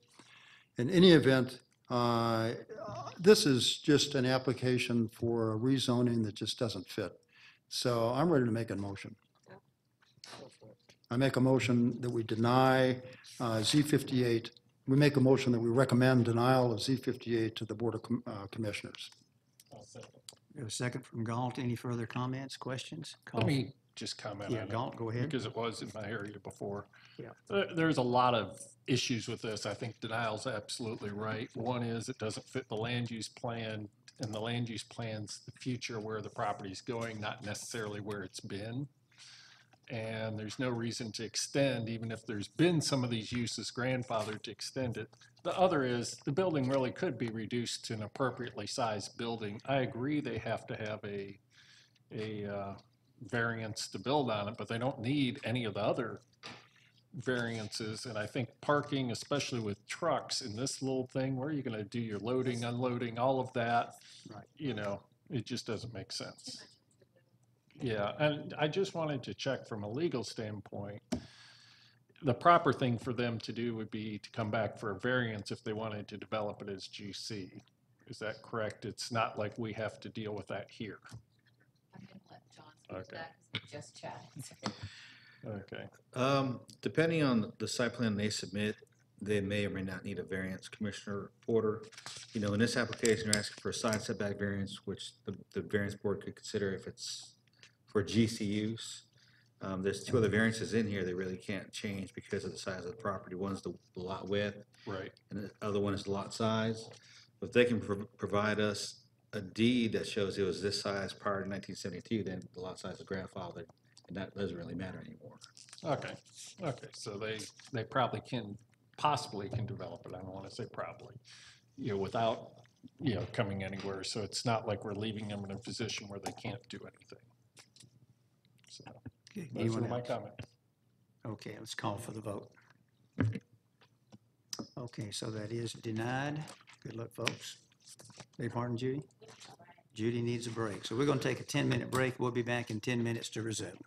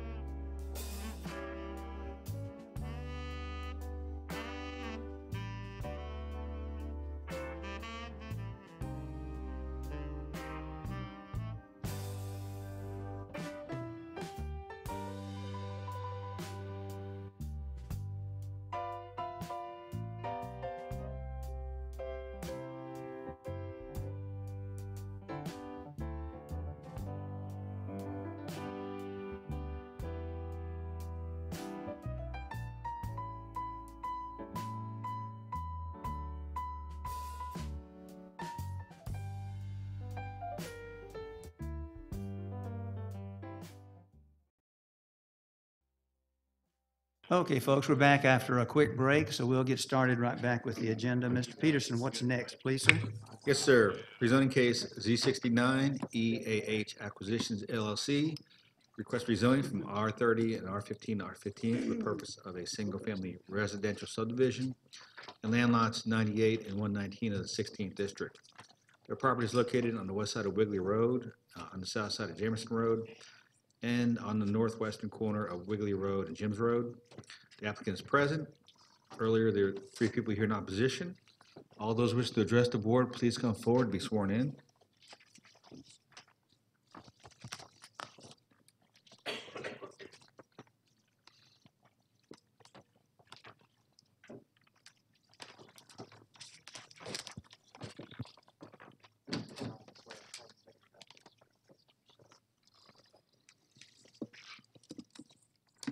Okay, folks, have a seat. We'll get to you in just a minute. Mr. Moore, whenever you're ready.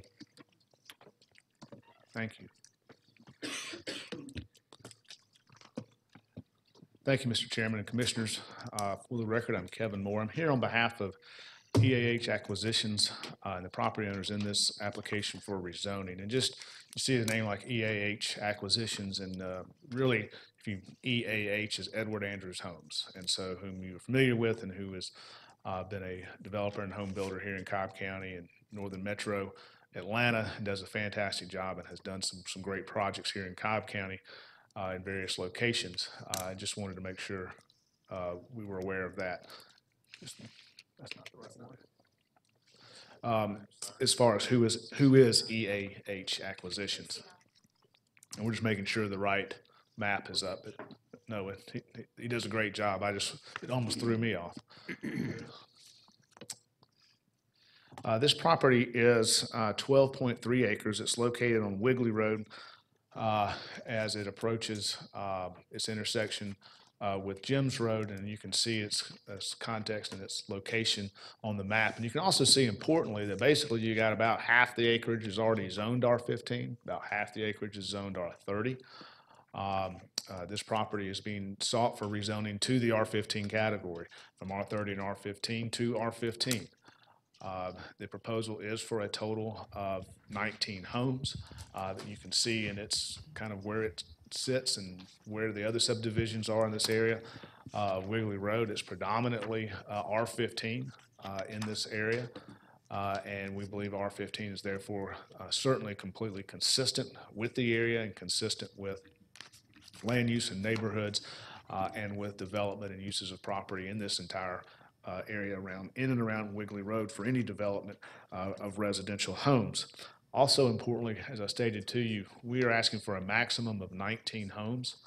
If you note in your staff analysis by your professional zoning staff and planning staff, that because this property is split, R30 and R15, their staff's calculation is it could be built under its current zoning for 19 homes.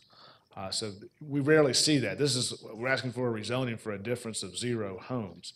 But the reason why we're asking for the zoning, I'm going to turn now to the actual site plan, is because we believe that a better plan for development can occur here than would occur under its existing zoning. And you don't want to do a subdivision that has 2 zoning categories anyway. You end up with just a bad subdivision of inconsistent types of lots and homes.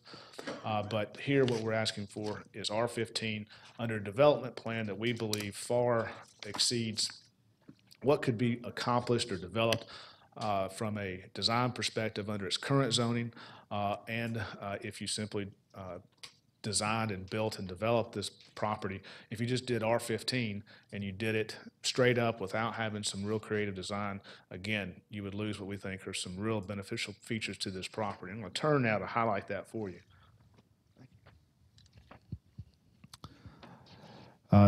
Just to kind of reorient you, this is Wiggly Road, or it's really Jamerson Wiggly Road here, and then the intersection with Jims Road. And you can see with our development plan, we have a total of 19 homes. You have 3 that are here that front out on the Jims, and you have 16 homes that front here on Jamerson and Wiggly. And we have utilized a private shared drive along the front. You have one access point here along the front of the development, and then another access point here and the same over on Jim's, an access point here with a shared drive. And what that does for this property is it allows for all the homes to be built kind of closer.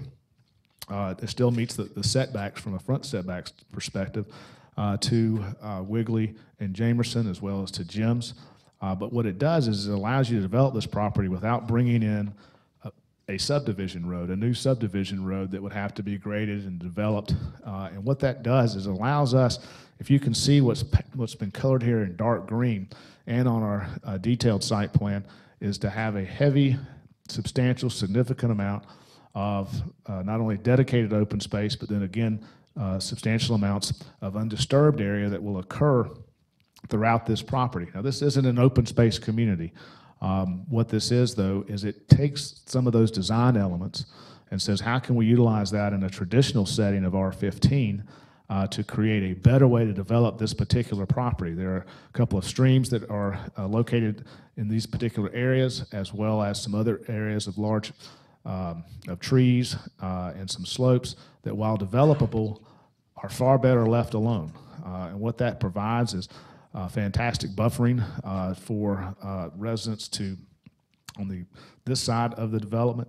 It also allows for homes that face out to these roads, and therefore from the road standpoint, you'll have treatment of landscaping along the road frontage. You'll have the fronts of homes, and gives it a really old traditional neighborhood type of look as opposed to the rears of homes, and certainly as opposed to simply coming in here with a street and a cul-de-sac, which would wipe out and would reduce the significant amount of tree save that's going to occur with this plan. What you would do then is you'd end up grading a lot of the property.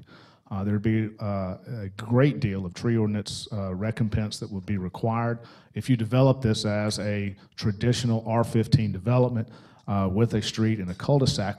And if you did that, and we've done that site plan to see what could be achieved as a straight kind of R15, as an R15 with no creativity or design creativity to it, you end up with about 22 lots. You end up with 22 lots. And what we're proposing is 19.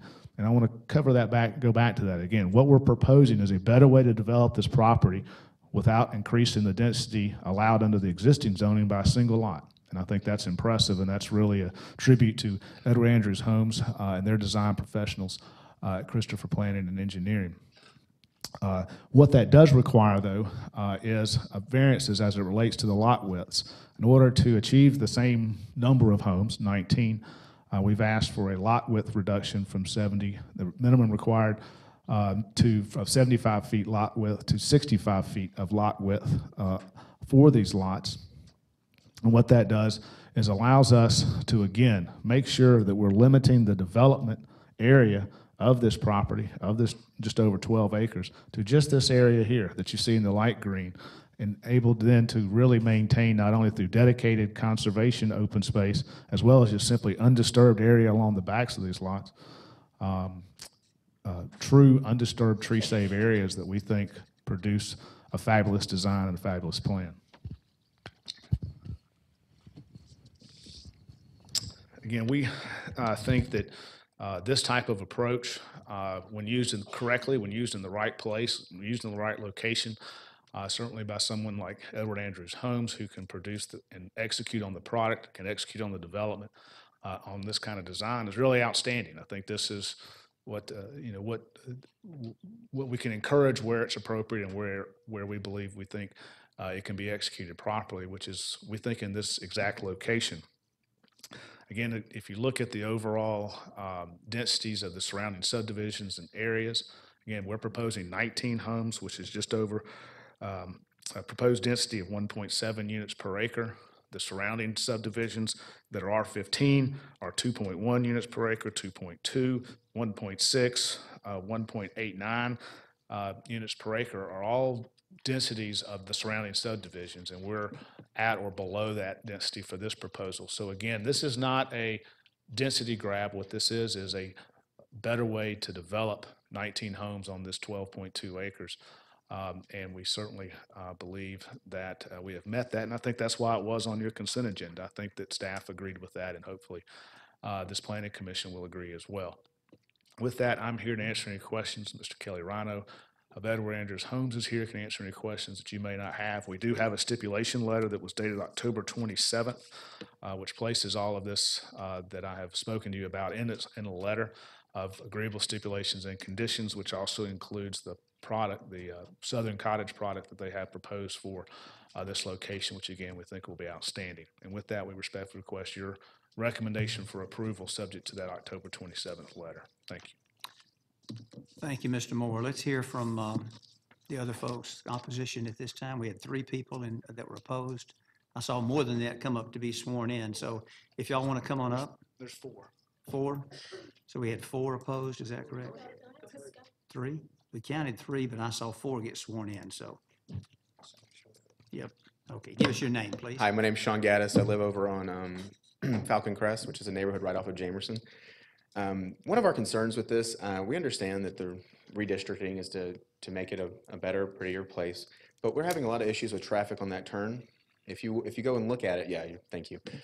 People are speeding around that turn, and you're looking at adding 2 new intersections there. I don't feel comfortable walking down that sidewalk as it is, but throwing in, 20 homes, you're looking at 40 more cars, maybe more. Also, we already have issues with power, where the power flickers off from Cobb EMC when you're in storms. I don't know about adding this many more homes is going to help that. And my other main point would be that my neighborhood is between 2 David Peterson properties that have been plowed out and not touched for over 2 years. So we've got space. There's space to build homes. I'm not sure why we need to enhance this space to be even more homes squeezed in there, where we've already got this space ready. We've experienced mudslides from this.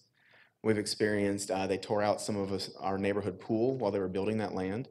And so we've been affected by things near us, and this is right around the turn that we're already worried about. And then we have traffic issues where I can't get out of my own neighborhood at the end of the day because there's traffic bumper to bumper all the way down. So adding even more cars and more people into this area is just not something that we need. I appreciate your time. Okay, thank you, Sean. Next speaker, please.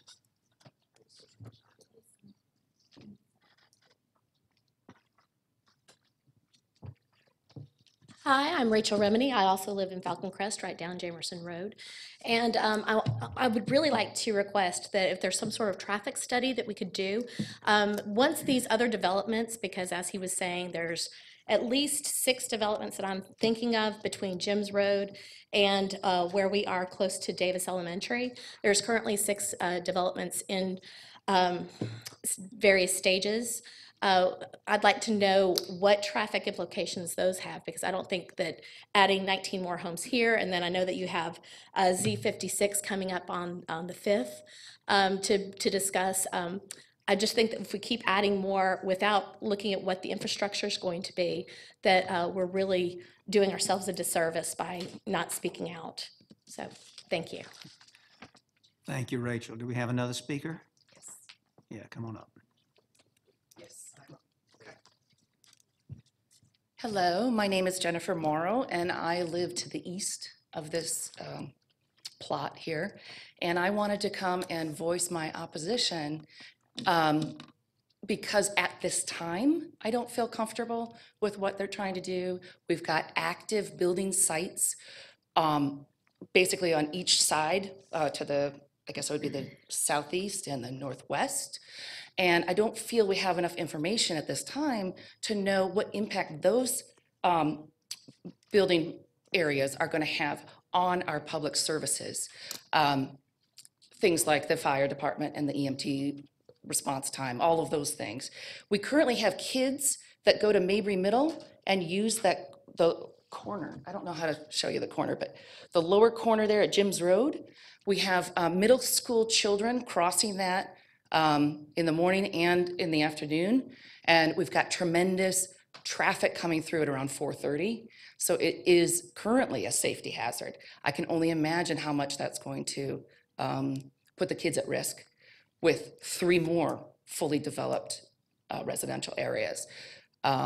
Also, the R15 and the price point that the developer is trying to put in here would target families that have children. So clearly we're going to have more children in the area, and that will impact the quality of the education of the school at Davis Elementary, Mabry Middle, and especially Lassiter. Lassiter is already at capacity. In fact, it's over capacity. And this development coupled with the other two will push it way over, and that all impacts the children's education and our home values. Thank you. Thank you very much. Do we have another speaker? Come on up.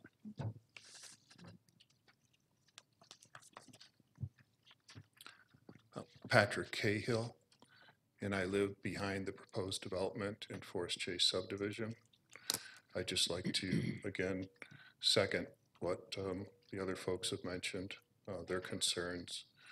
I think we all realize that, real estate is about location, location, location. I think that EAH has a really good plan, but it's just not the right timing. There's too many issues in the area right now. Thank you. Thank you, Patrick. Anyone else wishing to speak to Z69? Okay, not seeing and hearing any. It's back to this group. This is also in District 3, so we'll ask Judy Williams to lead our discussion. Judy? Thank you, Mr. Chairman. One of the things I looked at on this tract plan was the fact that it was half R15 already existing R15, and then you had some R30. I asked Mr. Moore to bring some plans in, different kind of plans, to see where we could have the least amount of grading impact on that neighborhood. Falcon Crest, the surrounding zoning is R15. Falcon Crest is R15. And while I know there's other constructions going on in the neighborhood, I can only address what's going on in this particular application today. So with that said, I'm going to ask Amy or Ashley, either one of you, which one I want to come up, we'll ask about it. They both can answer the questions, so. Poor Amy, hot seat again. I know it. Amy Diaz, DOT. Amy, tell me about what the impact would be from these 19 homes on Jameson and Wigley. Well, 19 homes is under our threshold for a traffic study. We do have an upcoming traffic study for the other development in the area that does cover these intersections, but we have not received it yet. Okay. So when you're talking about 19 single-family homes, do you want to know daily volume? I mean, I can give you some rule of thumb. Yeah, just give me what you typically would be the day. Rule of thumb for a single-family home is 10 trips per day, and during the peak hour, you get a couple, basically 10% of that. So when you have 19 homes, that would be about 19 trips during the peak hour. So that's why it's below our threshold. Oh, okay. So with the less amount of lots, then you have less that we have concern with the amount of traffic. Correct. Okay. All right. Thank you. No problem. All right. Then. Can I ask a question? No, ma'am. No, You ma'am. cannot ask questions from there unless we call you back up. Then I'm going to ask Dave. Thank you. Okay. Then I'm going to ask Dave to come up here.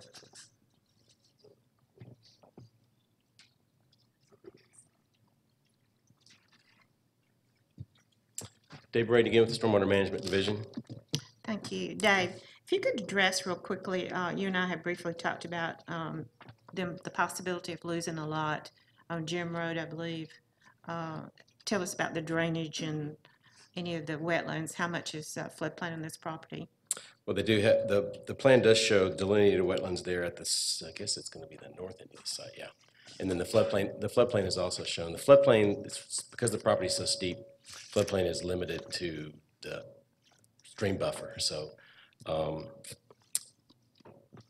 by that requirement, they're not going to be disturbing the floodplain at all anyway.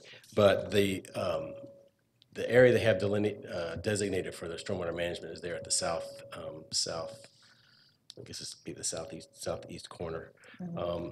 And based on my experience, it appears that might not be enough area to provide stormwater management for the whole development. And possibly if they put a wall in, that it could be, but we won't know until we get the plan review and get the detailed engineering in hand to see. And my comments just reflected it may be that they might have to lose that lot to get enough area to provide enough water quality and stormwater management to account for the site. And I think the other question is, I think you saw the other plan too, where they were going to put a road in there and have the lots come off the road, and it would require lots of grading. Do you agree that this is a better plan? Oh, as far as land disturbance, this is obviously a better plan because with, you put in a county road, you've got a 50-foot right of way and you're gonna be clearing for 24-foot. So you're gonna have mass grading, So, yeah. so this does allow for a lot less impact as far as the site's concerned, which is a good thing. Okay, thank you. Anyone else? No, that's it. I'm sorry, since you're up there, Dave, can you speak to lots 1, 2, and 16? Hold on. Which end are they starting at? 1, 2, and 16. Okay, right. Which are impeded by, 1 and 2 and 3 partially is impeded by wetlands and by the stream buffers, and 16 is impeded by the stream buffers.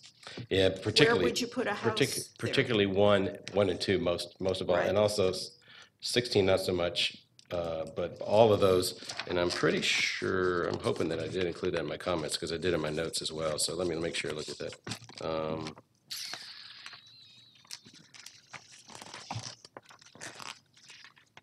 I didn't make it in my comments, but it is in my notes. They would have to pursue a stream buffer variance to be able to do that because both the undisturbed buffer and the impervious setback. But they do have a large amount of open space that would allow them more than ample coverage to meet that requirement. But they would have to do that through Frank Gibson and community development. So you mentioned a stream buffer variance. You're allowed to ask to not have to comply? No, you have to comply using buffer averaging. So in other words, if you, let's say you've got a 50-foot buffer and you need to encroach it on one lot to 40 feet. So, and that takes up an area with the width of the lot of 150 square feet. You have to go somewhere else on that site and provide more than a 1-to-1 compensation for that. So it would be like 200, 300 square feet of additional buffer wider than what's normally required. So that's in our code. The buffer averaging allowance is in the code. But as you look at those lots, where would you put a house on lot 1 and lot 2? On lot 2, within the front 50, well, within the setback, the front 50 or 60 feet. Plenty of room on that.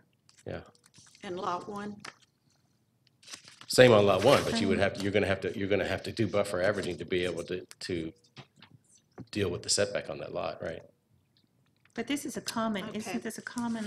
That's not my issue, but that's dealt with In the plan review process. Frank Gibson and Erosion Control administers our stream buffer ordinance. Yeah, plan review is great, but it's not done in the public eye. So that's why I asked the questions here, because the public can hear the answers. That's fine, yeah.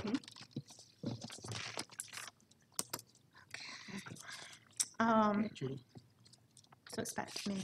Okay, having looked at the area, looked at several different site plans, with the area already half zoned R15, the two variants they're requesting doesn't give them any more lots. It's a variance that actually helps on the grading where the site is not mass graded, that I'm ready to make a motion. Go. So I'd like to make a motion that we approve C69, subject to letter from Kevin Moore dated October 27th, 2017, subject to all staff comments and recommendations were not in conflict. And I believe Dave added a comment about the averaging. And that would be my recommendation. Okay, do we have a second? I'll second. We have a second from Skip. Any further discussion, comments? Yes, I have discussion. I have personal experience with this area of District 3, dating back to 2010 when I when I stepped in to finish the District 3 commission for Tim Lee, who was running for chairman.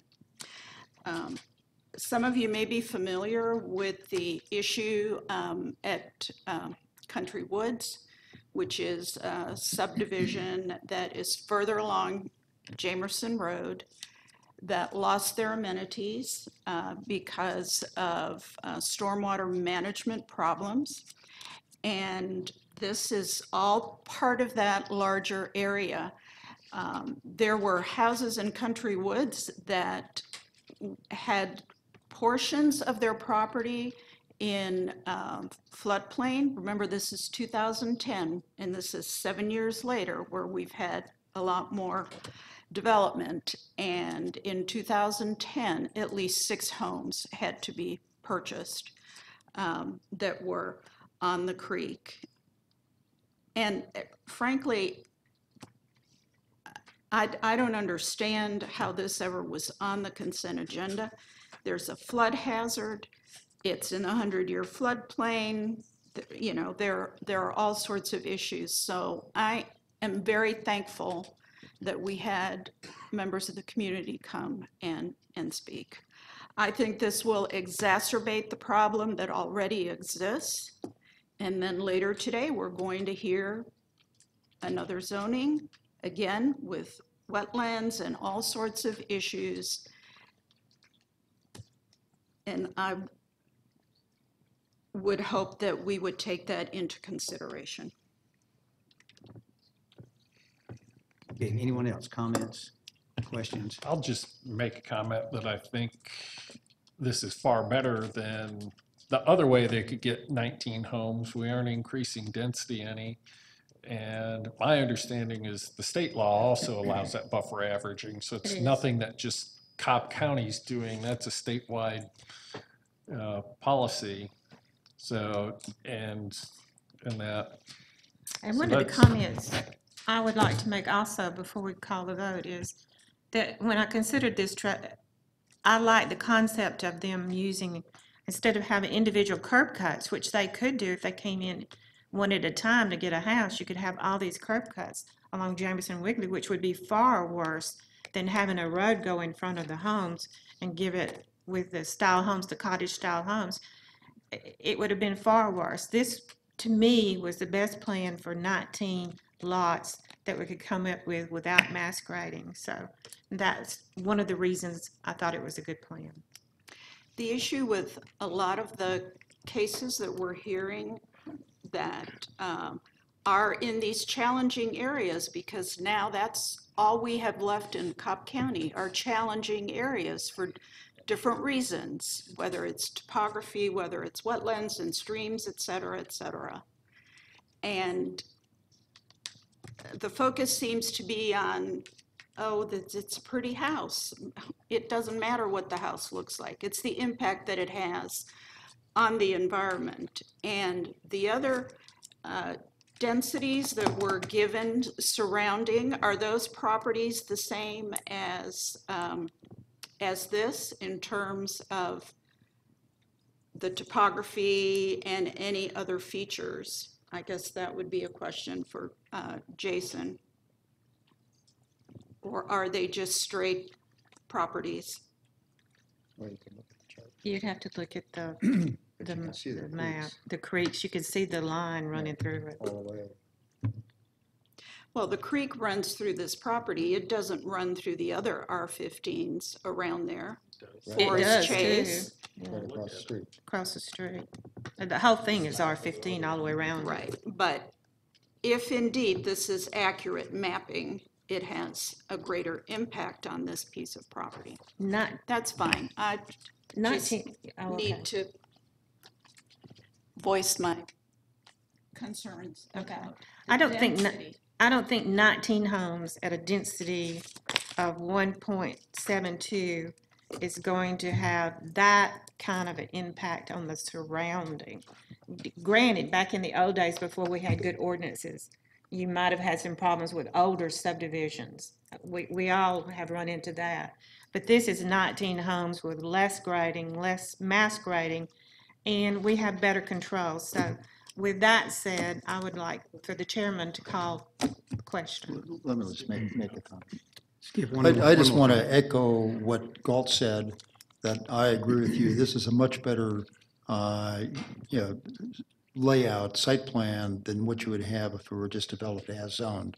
Number one, and number two, In the 3 years that I've been on this planning commission, I've come to have a great deal of respect for our stormwater management division. And when Dave Braden says that there may be one lot that has to go, that'll be determined at plan review, I have total confidence that whatever the right thing to do to protect our environment and stay in compliance with all the rules and regulations of not only the county, but the state and the federal government, they're going to be adhered to. So I don't see from a zoning point of view any reason other than to approve this. Thank you. Okay, we've heard comments. Anybody else? Okay, let's call for the vote. All in favor of Judy's motion? So that is approved 4-1 with Ms. Powell voting in the opposite. So that's where we are. Okay, good luck, guys. Do a good job for us. What's next, Mr. Peterson? Yes, sir. Rezoning case Z73, Venture Homes Incorporated, request rezoning from GC to FST for the purpose of townhomes and land lots 55 and 56 of the 20th District. Property is located on the southwest side of Wooten Lake Road and on the east side of Way Green Road. The applicant is present. Is there anyone here opposed to rezoning case Z73?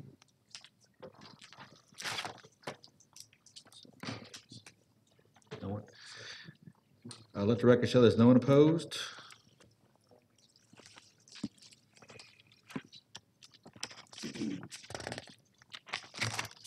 This is the Kevin Moore Show. Wish it wasn't. I bet you're glad it is.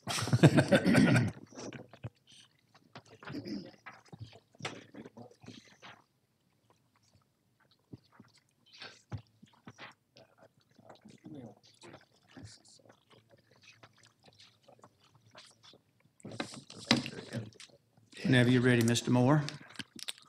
Thank you very much, Mr. Chairman.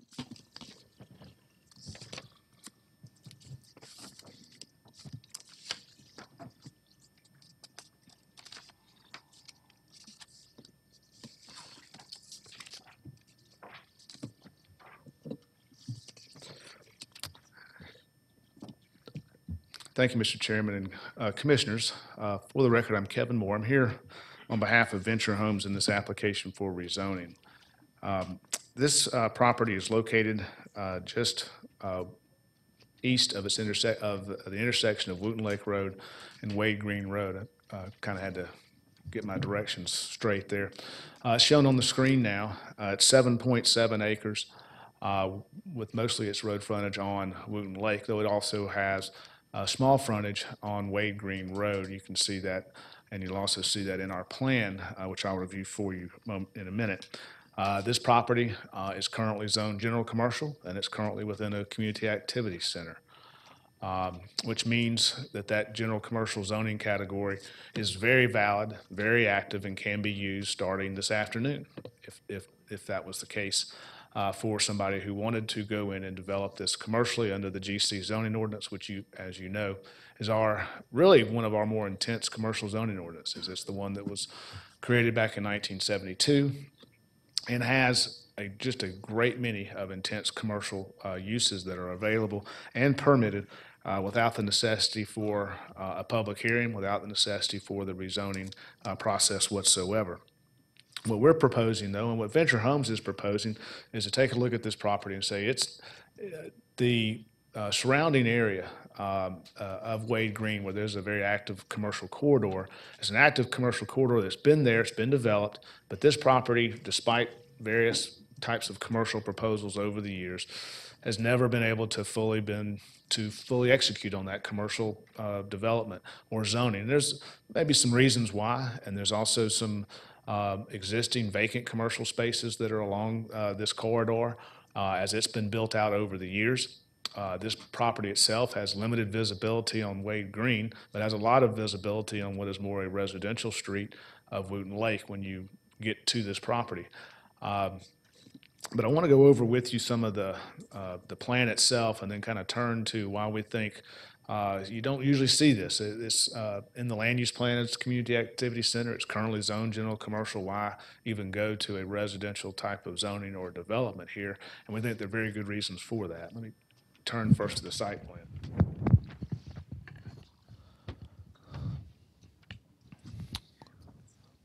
Turning now to the site plan, you get a little more perspective on it. You have Wooten Lake Road located here and Wade Green Road here. You can see this is a single proposed access, which is just a right-in, right-out, very limited access for the property here, but it does give it an alternative limited access onto Wade Green. You have a major primary access on Wooten Lake Road here, a total of 47 townhomes, as well as arranged in an area where you see a good deal of common lawn and park space, both here, community pavilion and park space here, that really sets it apart, as well as placing that type of common area here and park area here gives good buffer to this existing PRD. It's an old PRD, planned residential development, that's actually medium density on the land use plan here.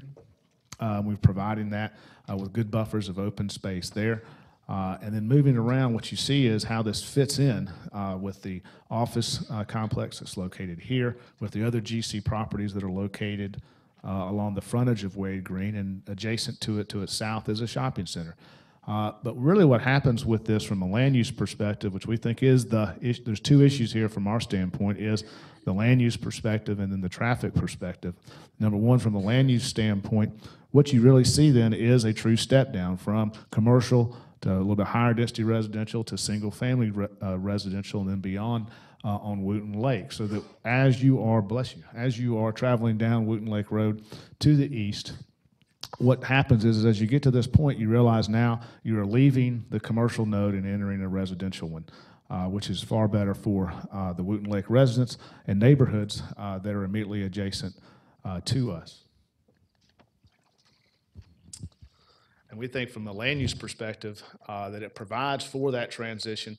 Now, it's not a traditional transition because we are trying to rezone this from commercial to residential, but nevertheless, it is a very good transition in terms of land use, given how the circumstances have changed over the years along Wade Green and at this intersection, where the commercial has it's stuck to Wade Green, hasn't come down Wooten Lake, which then takes me to the impact of traffic. The traffic information and impact study that was developed by A&R Engineering, who's one of our premier traffic engineers, did a comparison traffic study of this property as Zone GC, which would be developed for a shopping center, just like the property to the south of it as a shopping center, as well as compared to 47 townhomes, which we are proposed. Over a 24-hour period of time, this proposal produces 77% less traffic trips over a 24-hour period of time. 77% less traffic trips than if the property were developed commercially. In addition, during the AM and PM peak hours, it also produces respectively 26% less trips in the AM peak and 74% less trips in the PM peak. That's the in and out trips from this property that this proposal and proposed residential development would produce. And it's because of that change in land use that we think is supported here, and because of this impact on traffic, what we have obtained, or what Venture has, I use the royal we, it was really Venture Homes' efforts in meeting with these adjacent subdivisions, and that is we have letters of support from the Glen Lake Homeowners Association, which is adjacent to us, to the east, as well as Winship Farms Homeowners Association and Community, which is also just east. Those are the two major subdivisions that are just east of this, both of whom have submitted letters of support for this project based primarily on what I just reviewed with you, because when they viewed it for the protection, and I'm going to hand those in, when they viewed this for the protection of their neighborhoods and the impact on their neighborhoods, what they saw was this. They saw less traffic trips in and out. That's a good thing versus than what it could be dealt with and what it could be developed for right away. What they saw was from a commercial intensity aspect or impact aspect, what they saw was we'd much rather have cars, homes, homeowners, for sale townhome homeowners living here and utilizing this area than we would a shopping center with commercial deliveries, heavier vehicles, traffic, trucks, deliveries, lights, and so forth, which are all common aspects of commercial, and we live with those each and every day. But they said we have a choice as a homeowners association of which one we'd rather have, because we have somebody here that's given us that choice. And that's why they have supported for those various reasons, as they've stated very thoughtfully in their letters of support, why they support this proposal. Again, we think these townhomes and this residential community as proposed by Venture Homes, they're going to do a great job of that. They've presented that proposal in their letter. They have a stipulation letter that was presented by Mr. Sean Randall, one of their officers, dated October 23rd, 2017, that sets out each and every one of the stipulations that you would normally see and you could see and typically see with this type of quality residential development. They've done an excellent job of this in coming forward with this type of proposal. And yes, it's somewhat not what we normally see, but again, that's part of what a dynamic land use plan and a dynamic development community and a dynamic community that we live in Cobb County can produce, and that is maybe taking a second look at something and seeing perhaps this would be better in this particular location versus what it could be. With that, Mr. Sean Randall's here to answer any questions that I might not be able to, and we would respectfully request your recommendation for approval subject to that letter. Thank you. Thank you, Mr. Moore. Just for the record, once again, anyone here wishing to speak to or in opposition to Z73? Okay, not seeing and hearing any, it's back to this group. Again, this is in District 3, so Judy, if you'll lead our discussion, please. Thank you, Mr. Chairman. This tract of land has been before us before, and one of the reasons when it came in was for the FST, and I believe it was at 8. It came in before, and now it's down to 6 units. But this is right in the middle of a CAC. It's got commercial on all but one side of it, even commercial across the road with the O&I. So there's a lot of things about the density. While I agree that this could be perhaps some kind of a medium density, I think that what he should have done and what I advised him to do the last time was to get with our long-range planning and come in for a plan amendment to let them, let them check and see if there's any need for additional commercial out in this area. If not, then it could be put in some type of medium density, which would be what is adjacent to it. But here we are at 6, and 6 is entirely too high, in my opinion. Also, there's the layout of the property. I don't particularly like the way they have the streets laid out where there's parking on the streets. And there's also some issues with the driveway. And I'm going to ask Ashley from DOT to come up here. There's some question about the access on Wade Green Road. Ashley White with the Department of Transportation. And if you could tell me a little bit about the traffic study and what you determined on that, and about the access on Wade Green. The traffic study was submitted with the previous case. Since they went down on the number of units, they didn't send an updated traffic study for this. But from the previous case, we did recommend a left turn lane on Wooten Lake Road, which they provided here in the decel lane, and no access to Wade Green Road, which is heavily congested, and they've provided that as well.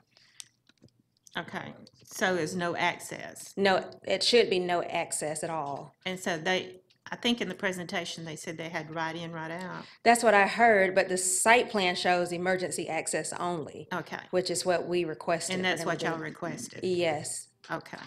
And so then the only access then technically would be on Wooten Lake? Yes. Okay. And there is no traffic light, no signal in this location, correct? In front of the property, at the intersection there is? No, there's no light in front of the property, no.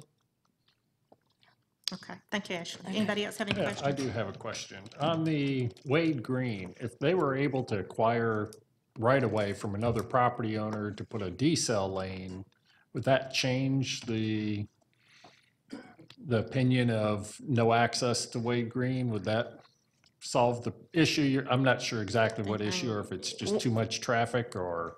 Traffic, and if you zoom in, you'll see that there's dual left turn lanes on Wade Green. Right. And we didn't want a full access there because well, I we wouldn't understand want people to not a full cross access, two. but they were Right. asking for right in, right out only, it looked like. But I saw the issue as no decel lane, which would create rear end accidents and things like that. Right. I believe there's a gas station on, I guess, the entrance where the emergency access would go. We didn't want to limit them. I believe one only have access to that road. So if we didn't want to limit them to a right in, right out access. only. Okay. So that's why we decided just to have emergency access, Okay. Okay, because it would cut off their full access movements. right. Got it. Okay, just wanted to understand what the issue was. Thanks. Thank you, Ashley. All right, I appreciate it.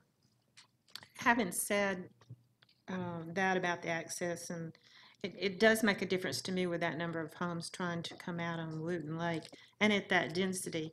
I said it last time and I say it again, I really wouldn't be opposed to something like 4 units to the acre, given the commercial around it.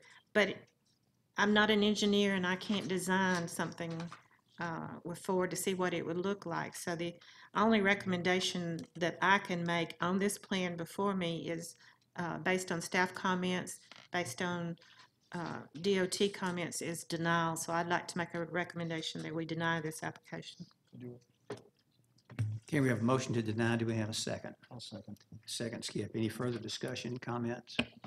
Okay. I'm call. wondering if the applicant would come back with a plan of around 4 or so, and a better design of townhomes too. I didn't care He's for got that a 2 whole lot. weeks if he wants to do it before the Board of Commissioners, but I think I'm gonna go It with, just seems, I'm gonna go it with seems like denial. it's not a bad place for townhomes. This just isn't a good plan. It's just too dense, yeah. Yeah. I That's the did problem. some quick math, and he would need to be in the 30 to 32 home range to get to 4, close to 4. That's a pretty big jump from 40, is it 47? Was it 40, 47? I just think it's too intense with Yeah. only one access point. It is, at and this these time. are small units. And it which- is zone GC, so. Right. These are small units, which I'd like to see them a little bit bigger, but, okay. We got any further discussion? Okay, call for the vote. Okay, so that is denied 5-0. Okay, folks. And as Judy said, you have a couple of weeks before Board of Commissioners hearing to play with it and see if you can convince the commissioners otherwise. Okay, John, what's next, please, sir? Thank you. Rezoning case Z74, David Pearson Communities Incorporated. Request rezoning from R20 to R12 for the purpose of a single-family residential subdivision and land lots 162 and 163 of the 16th district. The property is located on the west side of Kahili Drive, across from Kahili Road. The applicant is present. Earlier, there were 50 people who opposed. All those wishing to address the board, please come forward to be sworn in.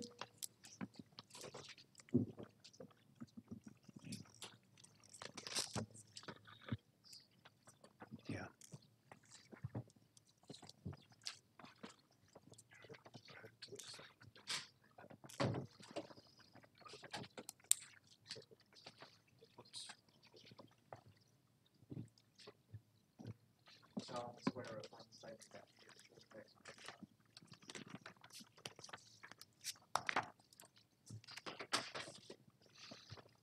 I guess all the other zoning attorneys were on vacation, and so that left all the cases with Moore, Ingram, Johnson, and Steele. We're glad to have you back, Mr. Moore. Thank you. Whenever you're ready, I sir. just think you liked them better. You put all their cases on consent.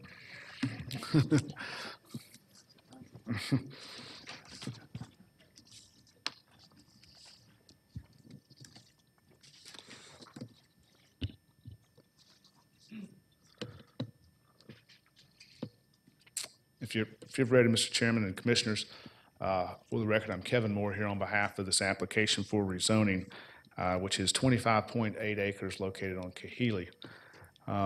This application is for a proposed rezoning from R20 to the category of R12, which we don't see very often, but which is a valid category under the Cobb County zoning ordinance.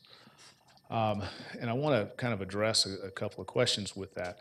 I did see today that there was a great number of people here that were in opposition, and I had heard about that only at the towards the end of last week, that there was potentially a great number of folks that were here in opposition. I had not been contacted. There was one person that called me and just said, "I'm just giving you a call to let you know," and I called that individual back, but that was it, which is fine. That happens. There's no requirement that people call or contact us. But certainly, I'm happy to, and I'll just make the statement now, I'm happy to meet with anybody that's here that's concerned about this application, because we have not had that opportunity. I'd see who they are now, and I'm happy to get their contact information and move forward with meeting with them at their desire or wish. If they wish to discuss this, I'm happy to do so. And just, this is my chance to have it up here at the pulpit, so to speak, and so I wanted to make sure they were aware of that since they made the effort themselves to come here today. But for this particular application of 25.8 acres, I'm going to go through some of the aspects of it because I believe there are some things that should be explained and some things that should be placed into context. I'm going to turn to the site plan now. This property, once he turns to it, this property is located here on the west side of Kahili Drive. This is the 25 acres. It does have some stream and floodplain impacts. You can see we have in this plan areas here where there are stream buffers and which are contained within some areas of floodplain here that have been set aside. What is proposed is for a private drive and gated community of no more than 51 homes. Those homes would be on lots that are a minimum of 12,000 square feet. This particular area is really dominated by subdivisions and homes that are zoned to a category of R15. There are some additional R20 kind of larger standalone homes that as you go north on Kahili Drive. But most of this area, including the adjacent Enchanted Woods and other property located to the west and south, are zoned R15. And in fact, Enchanted Woods had variances as to lot sizes when it was zoned way back when, which was a technique that was used that we don't ask for these days as that has changed over time in terms of zoning techniques. So what we were trying to do here is propose R12. We think this area with a gated community of 51 homes. These homes would be high-end quality homes, really designed for a move-down market, not proposing those be age-restricted, but they're really designed for that type of move-down market that we think is very viable and very active in this area. That we would identify and target with the design of these homes on the lots, as well as with a very large open space and amenity area that's being provided. In addition, we have trails that utilize the streets, as well as the entirety of the open space that's being set aside. That open space is comprised of buffers and floodplain, but it's usable open space nonetheless from a passive amenity standpoint. There are streams and stream buffers that traverse through the property in this direction. We have set aside those buffers accordingly and per our engineered plans. We do believe that the proposed category and proposed number of units is consistent and compatible with the area. This area has seen densities exceeding 2.0 units per acre. And what we are proposing is consistent with that, and we believe is something that could be executed and would look fantastic in terms of its appearance from Kahili Drive, given the treatment that would be done in this location.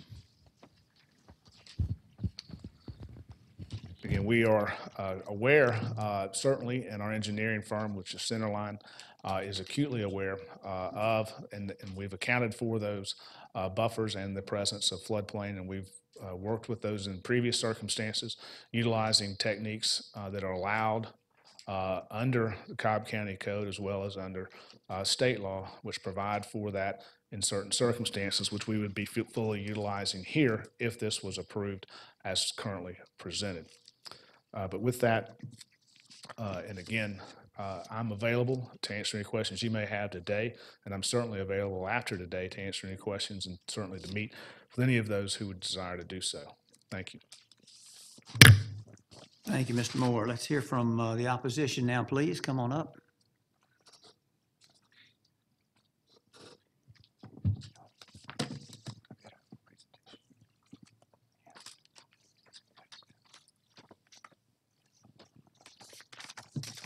All right. Hello, everybody. My name is Eric Bergen, and I am representing about 800 homes.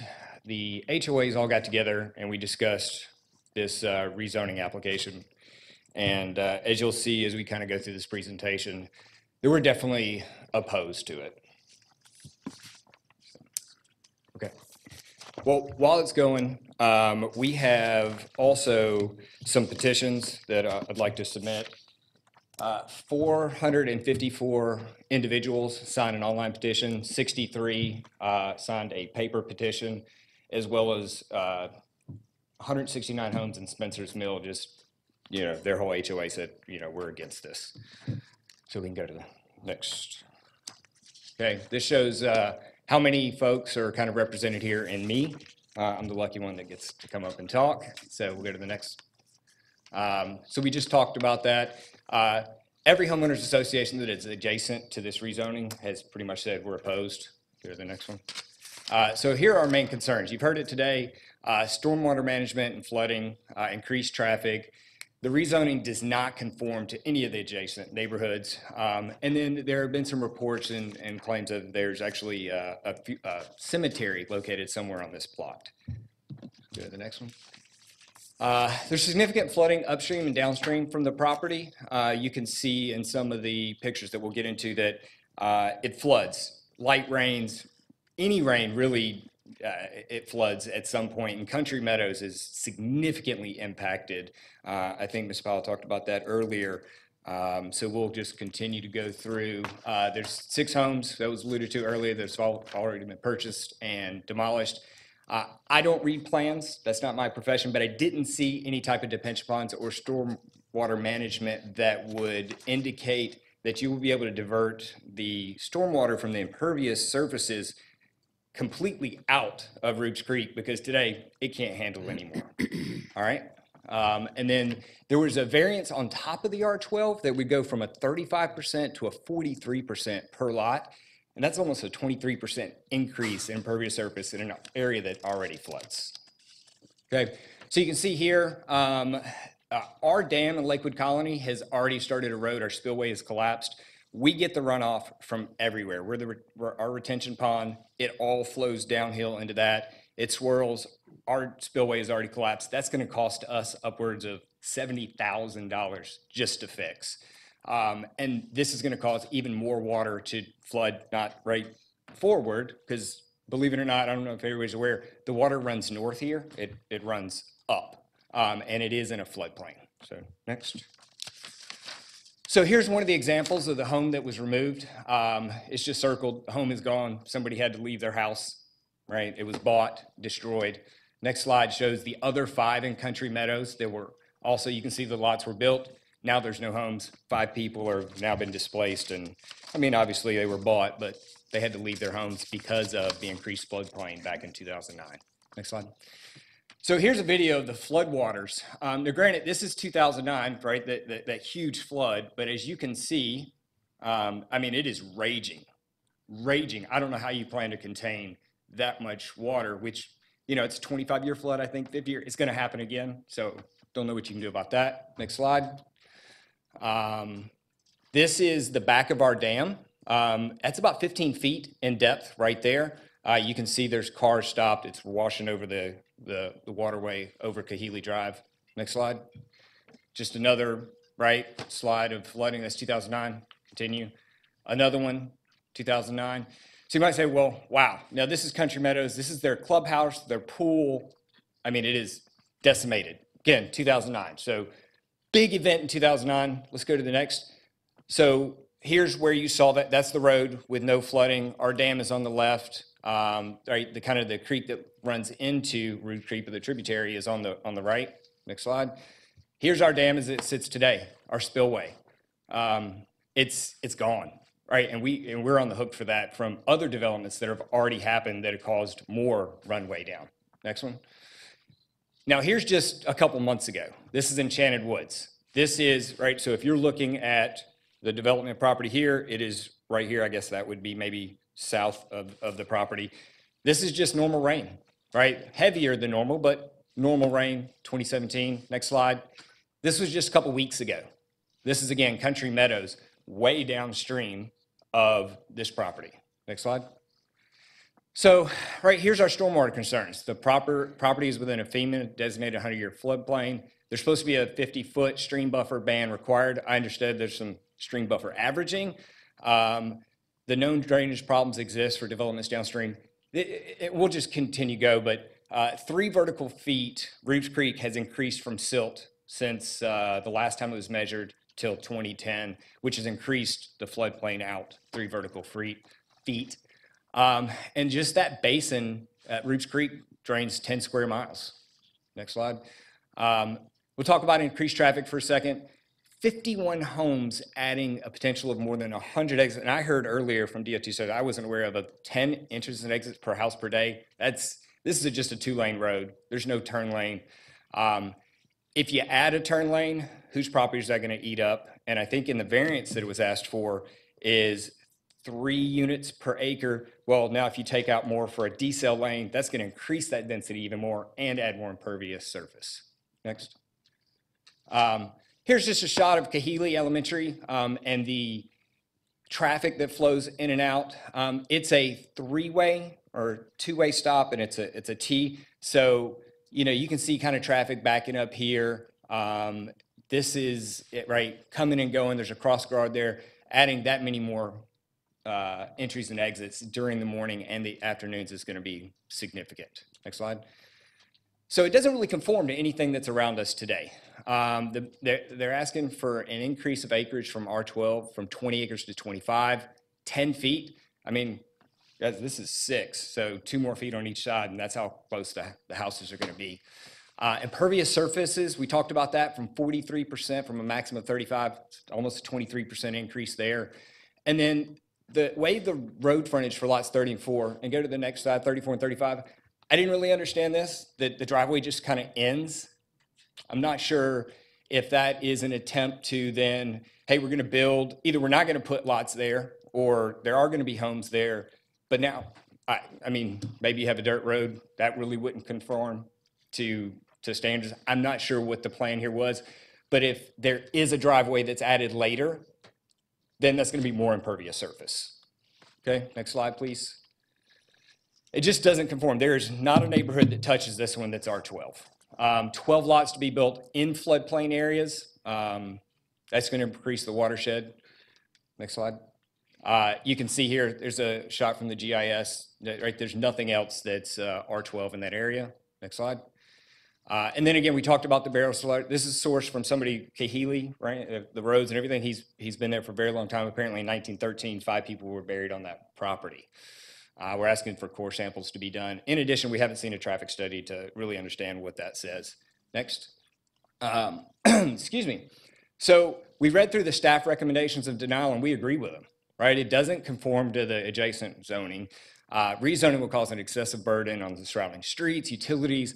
It already has negatively financially impacted us as a neighborhood, as well as others that have lost their homes and have to go out there and literally brush the dirt off of their parking lot in Country Meadows every time it rains. The traffic and impact of flooding, just too great to ignore from us.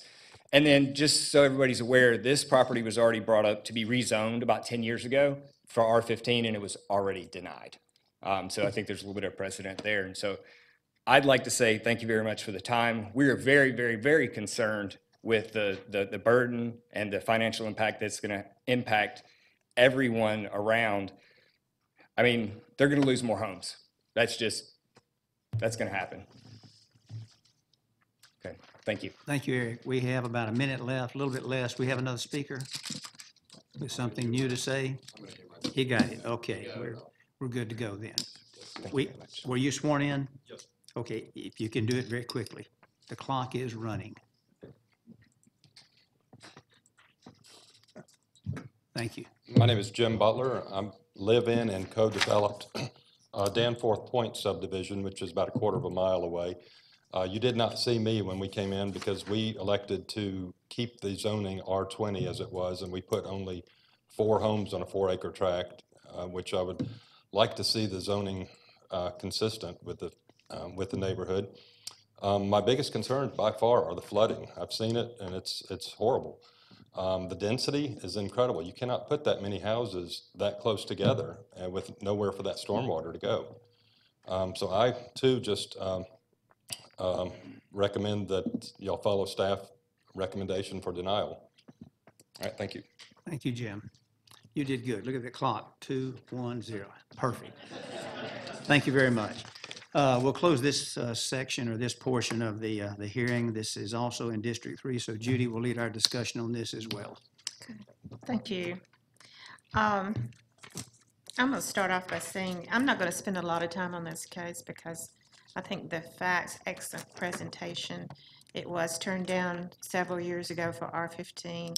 If you go out to the area, you're well aware. When I went out, slight rain, it was flooded down on the road, and I had to go on the other side of the road. You got speed humps on the roads out there because of the traffic and the speed that you have. So there's so many problems, but one of the biggest problems is applying for an R12 that has no R12 anywhere around. This is not an infill piece of property. Should never apply for R12. It exceeds what we would even consider an R12 if it was in a normal area as infill. So it'd be getting variances on it. They're asking variances on so many things from the distance between the houses to the impervious surface. It seems like everything is a variance, and then you have two lots that you can't get to, so there'd have to be a helicopter pad in there somewhere. When you look at this plan, it's not a good plan. It needs to be redesigned. If it was going to be an R15 or whatever, this is not a good plan. So having said all that, there's no even reason to call Dave up here because he's going to say the same thing. Stormwater flooding has been a problem over here forever, and it's not going to get better by putting this kind of density in there. So I am prepared to make a motion that we deny this application. Second. So we have a motion and we have a second. Any further discussion? Plus two, if there really is a cemetery on this spot, which apparently there is, that would cause even further complications. So we have a motion, we have a second. Any further comments? Call for the vote. Okay, so it is denied 5-0. Okay, let's don't do that. And if you do leave, please do so quietly so we can continue, and because we'd like to go home today too. Thank you, folks. Quietly now, please. John, what's next, please, sir? Yes, sir. Rezoning case Z75, Providence Homes LLC. Request rezoning from R30 to R20 LC for the purpose of a single-family residential subdivision and land lots 115, 151, and 152 of the 20th district. The property is located on the north side of Old Stylesboro Road and on the west side of Cheatham Road. Earlier, there were 16 people here opposed and 2 in support. All those wishing to address the board, please come forward to be sworn in.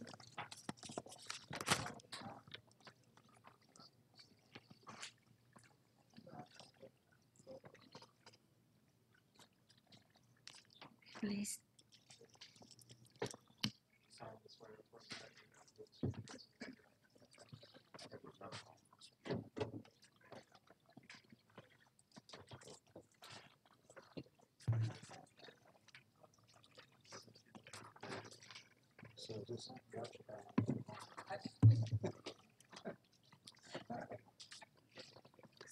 Kevin, who's on first? Exactly. I don't know who's on third base. You've done a good job keeping them all straight, and we appreciate that. Okay, go ahead I'm when you're supposed to say ready. I don't know, and then somebody yells third base, right? Mhm. You've heard it. Thank you.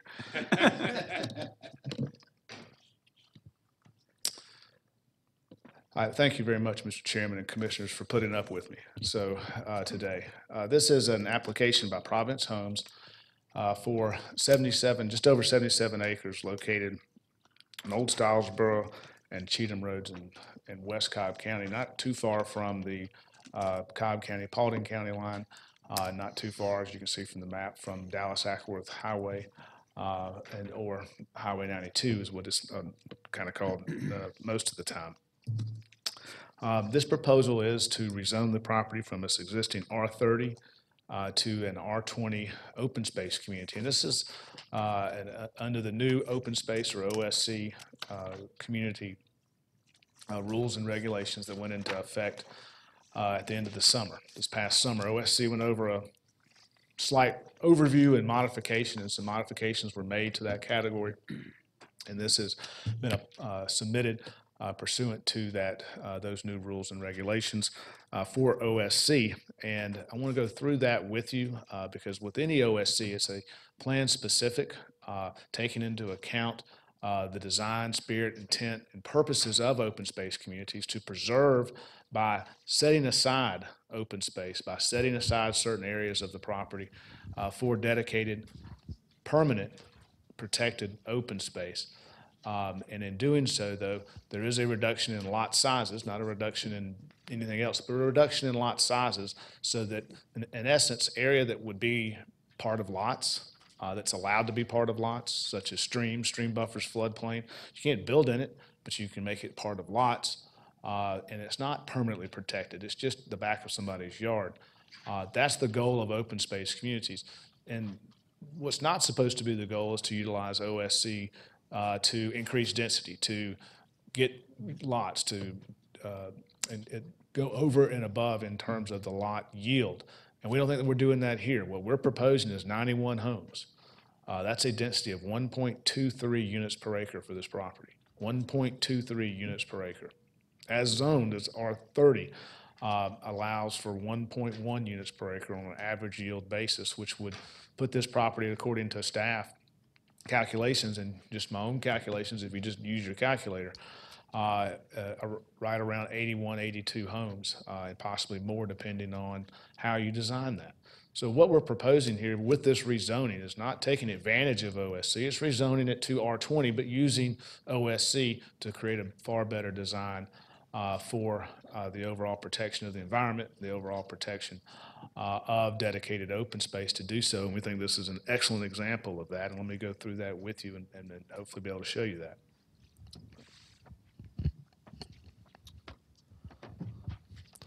Turning now to the site plan, which is on your screen. You have Cheatham Road and Old Stylesboro Road here. And the area that we've shown in green are the designated open space areas. This has 41% open space as dedicated, preserved, permanently protected open space. The minimum required is 35%. You also see we have a large open space area located here. This area does contain some streams that crisscross it, but also other areas that are not contained within streams and stream buffers. Same as the areas that's dedicated and permanently preserved for open space here. You have large areas along Cheatham Road that are completely buildable, are not comprised within stream buffers, are not comprised within floodplain or any other environmental element, but are rather set aside as permanently protected open space. Again, we have a total of 91 homes. We have a full amenity that is planned and proposed for this location here near the intersection of Cheatham and Old Stylesboro Road, which you see in many subdivisions across Cobb County and certainly across West Cobb County, and that is where you would have an amenity to be located. It both signifies this as a nice subdivision. It also acts in terms of attraction and appeal to future homeowners and those that come and reside there. In addition, I want to point out the open space that's located along Old Stylesboro here and along Old Stylesboro in this location here. And please keep in mind that when you have designated open space like this under OSC, that means it's permanently protected, undisturbed open space. Where you have areas such as the amenity here, that is not included within your open space calculation and cannot be included within your open space calculation. But where you've designated open space on your site plan, that means permanent and that means undisturbed areas at this location here, at this location here, and along the front. And why that's important is one of the other things that we've seen through various renditions of open space communities is this concept of pushing the development to the interior so that the exterior can remain undisturbed from a visual standpoint. And that's where, like in this case, what we've done, so that the exterior visual impact is significantly reduced because you're leaving so much open space to the exterior along Cheatham Road, along Old Stylesboro Road, and to the rear. And to that, what is surrounding this property also becomes important. On this side is the school along the entire western boundary. On this eastern boundary of the property, and then ultimately the northern boundary here is Deer Valley subdivision, which is zoned R20 OSC under the prior OSC guidelines. And in fact, this area of the Deer Valley subdivision located right here adjacent to us is a portion of their open space. So you also gain this aspect of having the connectivity of open space here and here. Beyond that, this property is U.S. government. That's core property. So you don't really have a situation like you do in other contexts where you have an adjoining subdivision even to this. What you have is adjoining open space to the open space.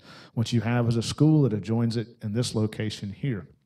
What you have in this instance is us meeting the required minimum lot sizes of 13,000 square feet, which sounds small, but only in the context of not having it within an open space community. By having it within an open space community, all this area that should be under a standard development scheme located within lots would add simply to the lot size, and we would far exceed the minimum lot size. What's critical here is that all of these lots are a minimum of 90 feet in width. And why that's important, because under R20 or even R30, the minimum lot width is 75 feet. Typical lots can be from 90 to 100 feet. They're just 200 or 300 feet deep. What we've done here is by reducing the lot size and putting that in open space, protected open space, you're not getting a different visual because the space between the homes here is a minimum of 20 feet, just like it is in R20, just like it is in R30, just like it is when you see it in a typical subdivision. It's just the depth of the lots that have been removed.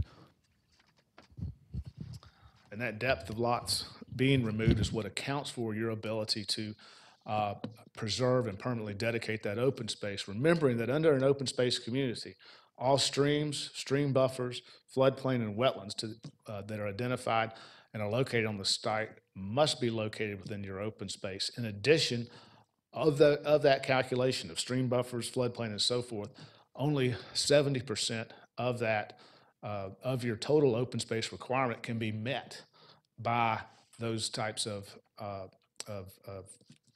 areas. So a minimum of 30% of your open space calculation must be buildable area under the new open space rules. So we've been able to achieve each and every one of those items, in which we think are significant milestones for bringing forth what we think is an ideal open space community under the new rules in an ideal location. In this instance, given that the difference between the existing zoning and the proposed zoning is 10 homes, but yet what you're getting is 41% dedicated preserved open space. And you can look on this screen right now, and if you took my hand and this was a three-dimensional site plan, and you want to do this R30, and you just take my hand and I smash down on the yellow, and all the green goes away. That's what a standard development would result in. All of that area being comprised by lots,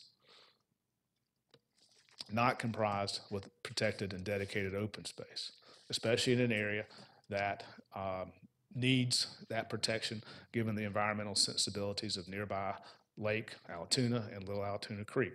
So that's why we have the open space community. It's so that those types of areas can be identified and can be permanently protected and not simply absorbed into somebody else's property. With that, in addition, this particular applicant, Province Homes, is a developer and builder who's intimately familiar with quality development, utilizing open space rules, is intimately familiar with doing quality developments and home building and subdivisions in Cobb County, and can execute on this perfectly as they have done many times in the past. With that, we do have a stipulation letter that's dated November 1st. That letter incorporates all of these elements of an open space community, and we're happy to discuss any that you may have. Thank you. Thank you, Mr. Moore. Let's hear from the opposition at this time. Come on up.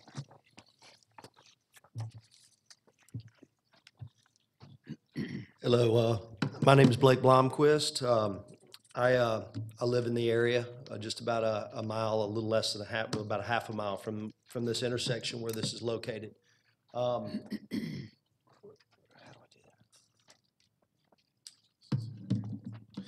The main problem that we have, the opposition has with this issue is the traffic.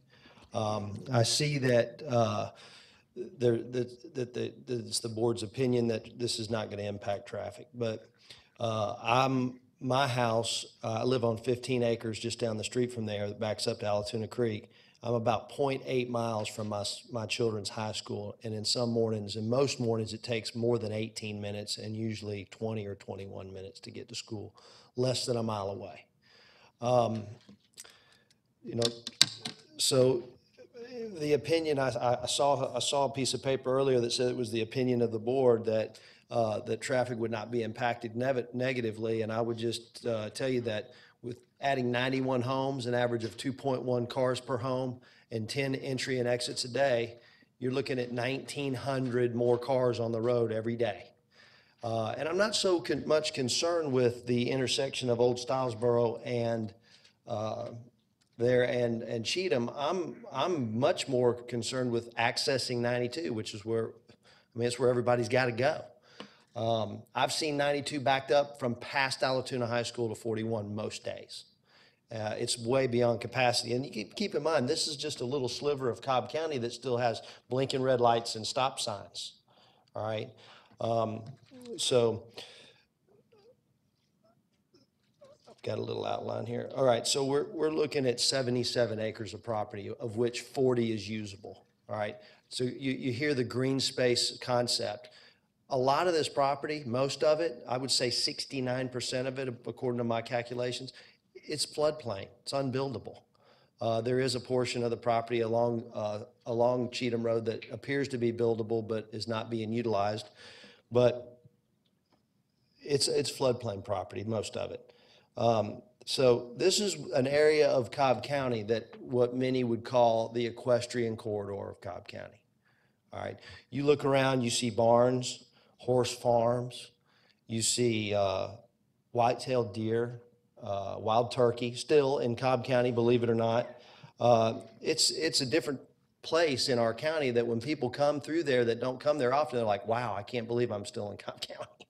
All right, so anyway, most of the property around there is still zoned rural and even agriculture and some conservation, a lot of conservation. So by approving this project, you're taking a big step in changing that, and making that change is irreversible. It's irreversible.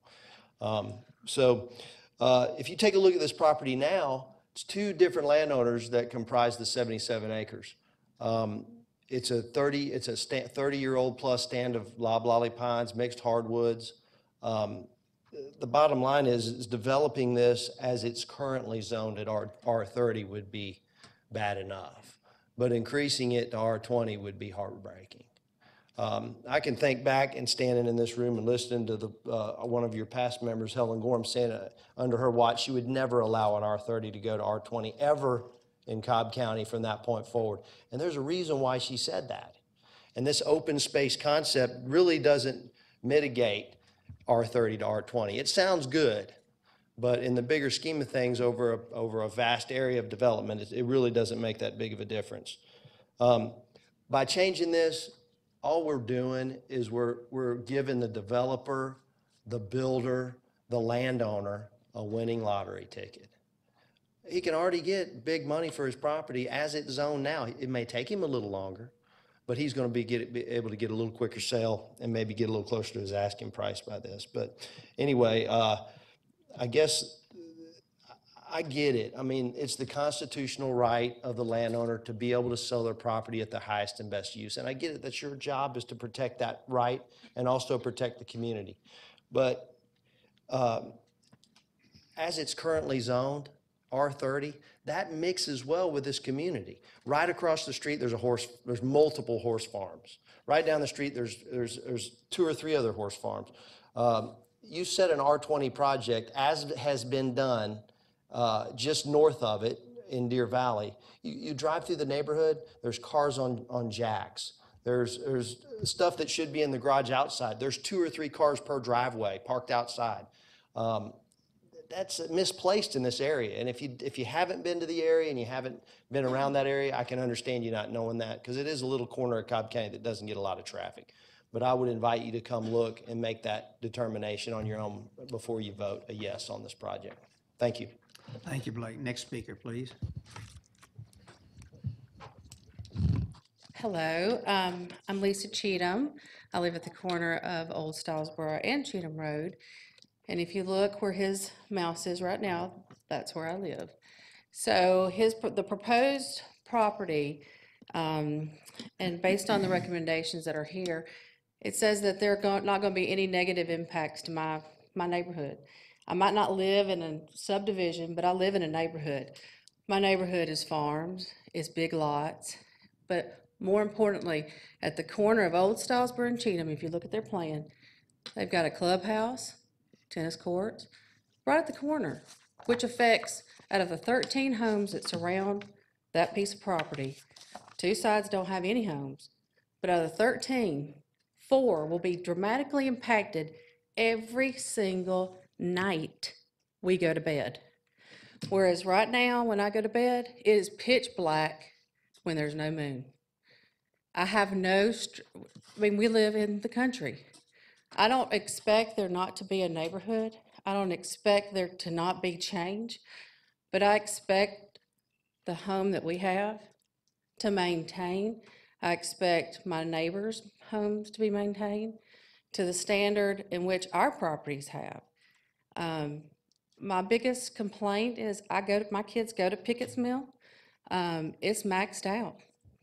I live right there at the corner, and it takes me 10 minutes to get to the school. I have to, by the nice neighbors that I have, I'm let out of my driveway every morning.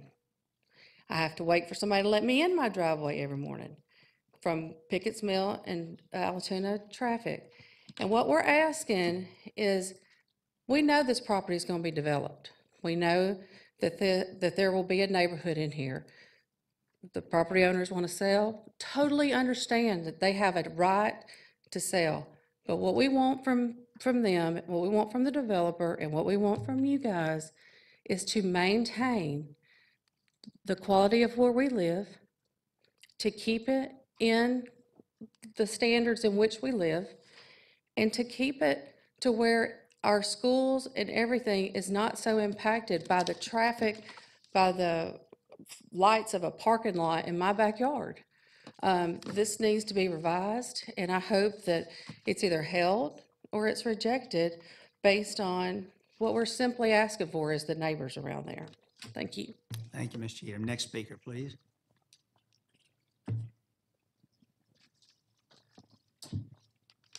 I'm Jim Hollis, representing the Brookstone Neighborhood Preservation.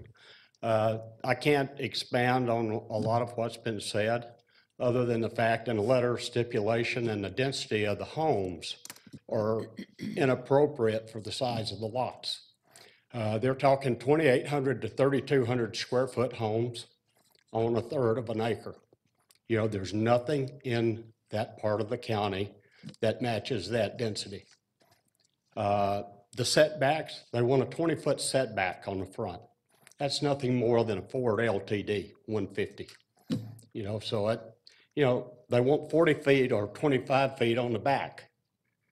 You know, you're talking 50 feet between 2,800 to 3,200 square foot houses. You know, that's unacceptable to the current plan and to the whole area of West Cobb. So, you know, they talked about the traffic. It's going to increase. I mean, it's a major artery for all the school buses to go from Ford and Durham to Alatoona. I mean, they get on Old Stylesboro and go to 92 every day. So anyhow, I'll keep it short because there's more speakers that want to come, but traditional neighborhoods in Cobb County, it's inappropriate. And I thank you for your time. Thank you, Jim. We are almost out of time, so if y'all can come on up, both of you come on up. Try not to repeat what we've already heard. Yeah. I'm Josephine Fitzgerald. I live on Cheatham Court, which is nearby to the proposed new subdevelopment. First off, I would very much like to ask to see a site plan with just straight R30, no contemporaneous variances. I would just really like to see what that site plan would be. Secondly, Ms. Powell had mentioned about the wetlands. What I had seen with the assessment, that analysis, where it's crossed, it says wetlands, yes, no, it's the box is checked possibly not verified. Well, I should think that should have been verified before they brought this before this committee. And the last thing I'd like to mention, the letters that were sent to the homeowners, there was an amended letter, notification dated October 19th. There was a revised site plan dated October 18th, but this amended letter did not have the revised site plan in it. It had the original site plan, and I believe that was a tremendous oversight. Thank you for your time. Thank you, Josephine. Quickly, we're completely out Hi, of this is time. Melissa O'Brien with West Cobb Advocate. I don't have much to say other than this land is designated rural residential. If you drive out here, which I do twice a day, it is farmland. It's beautiful. It's unique to West Cobb, and we'd like to keep it that way. My concern is that a lot of these area residents have not had the opportunity to talk with this developer, and I would like to have it held to give them more time to speak with the developer and to work, perhaps work with a developer to see if there's some sort of perhaps compromise, I'm not sure, but its current level, in my opinion, it's too dense. The houses are too compact for this particular area. If you look at other homes in this community, they're not so tightly packed together. This is very rural. Come out and drive through here and see the horses. They're beautiful. See the fields. They're gorgeous. It's a treasure, and I would hate to see it turn into something other than what it is. Thank you. Thank you, Melissa. We're going to need to close this portion. I'm sorry, we are. We're well over our 10-minute limit, so we'll need to close this portion. This is in District 1, so Mr. Gunther will lead our discussion. Plus, I should add, we're getting hungry. Hold on a second. Opposition, excuse me, Skip. Opposition went over 2 minutes, so Kevin should have an You're opportunity. exactly right. Kevin, If you do you want have to. any comments to make based on what you've just heard? Because we can give you a couple of minutes if you need to. Or if you don't need to, You don't have to. you don't have to. No, Debbie's completely right. I'll let my presentation speak for itself. I appreciate Ms. Blair's accommodation and the commission's accommodation, but no, I'm good. We'll be interested in hearing your comments. Thank Okay, you. thank you very much. Okay, so it's back to this board, and Mr. Gunther will lead our discussion. Skip? Yeah, okay. The first thing I'd like to say is that up until about a week ago, I had not received very many comments, emails, communications of any sort regarding this. It's really been in the last week, and it's grown to a pretty high crescendo. I would say that in the last week, I got at least 24 emails, every one of which I forwarded on to Kevin Moore, who's the attorney, and as well as John Peterson for the record and so forth. It's real clear to me that there are a lot of people, there are a lot of you who are out there who are not comfortable with this, largely because you don't understand some of the specifics of what's being proposed, as well as for other reasons. Some of the other reasons have to do with traffic, and we're talking about rezoning this particular piece of property in the context of traffic issues in the broader Cobb County, which we can't deal with in this context.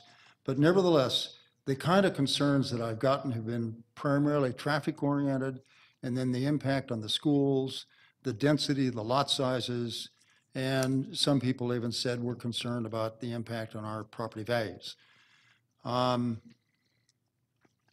I think that the nub of the issue here is when you look at this, it's zoned R30. That implies 81, 80, 85, maybe depending on how creative the engineer is, lots. What's being proposed is somewhere in the vicinity of 5 to 10, probably closer to 10, more than that.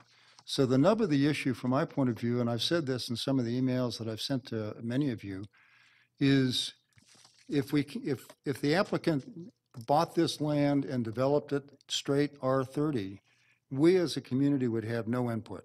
And we all, I think, pretty much understand that. As it comes, if it comes before us to be rezoned, then we have an opportunity as a community, as well as Cobb County government and the Planning Commission and the Board of Commissioners, to add in all the stipulations that we think are fair and appropriate and so forth.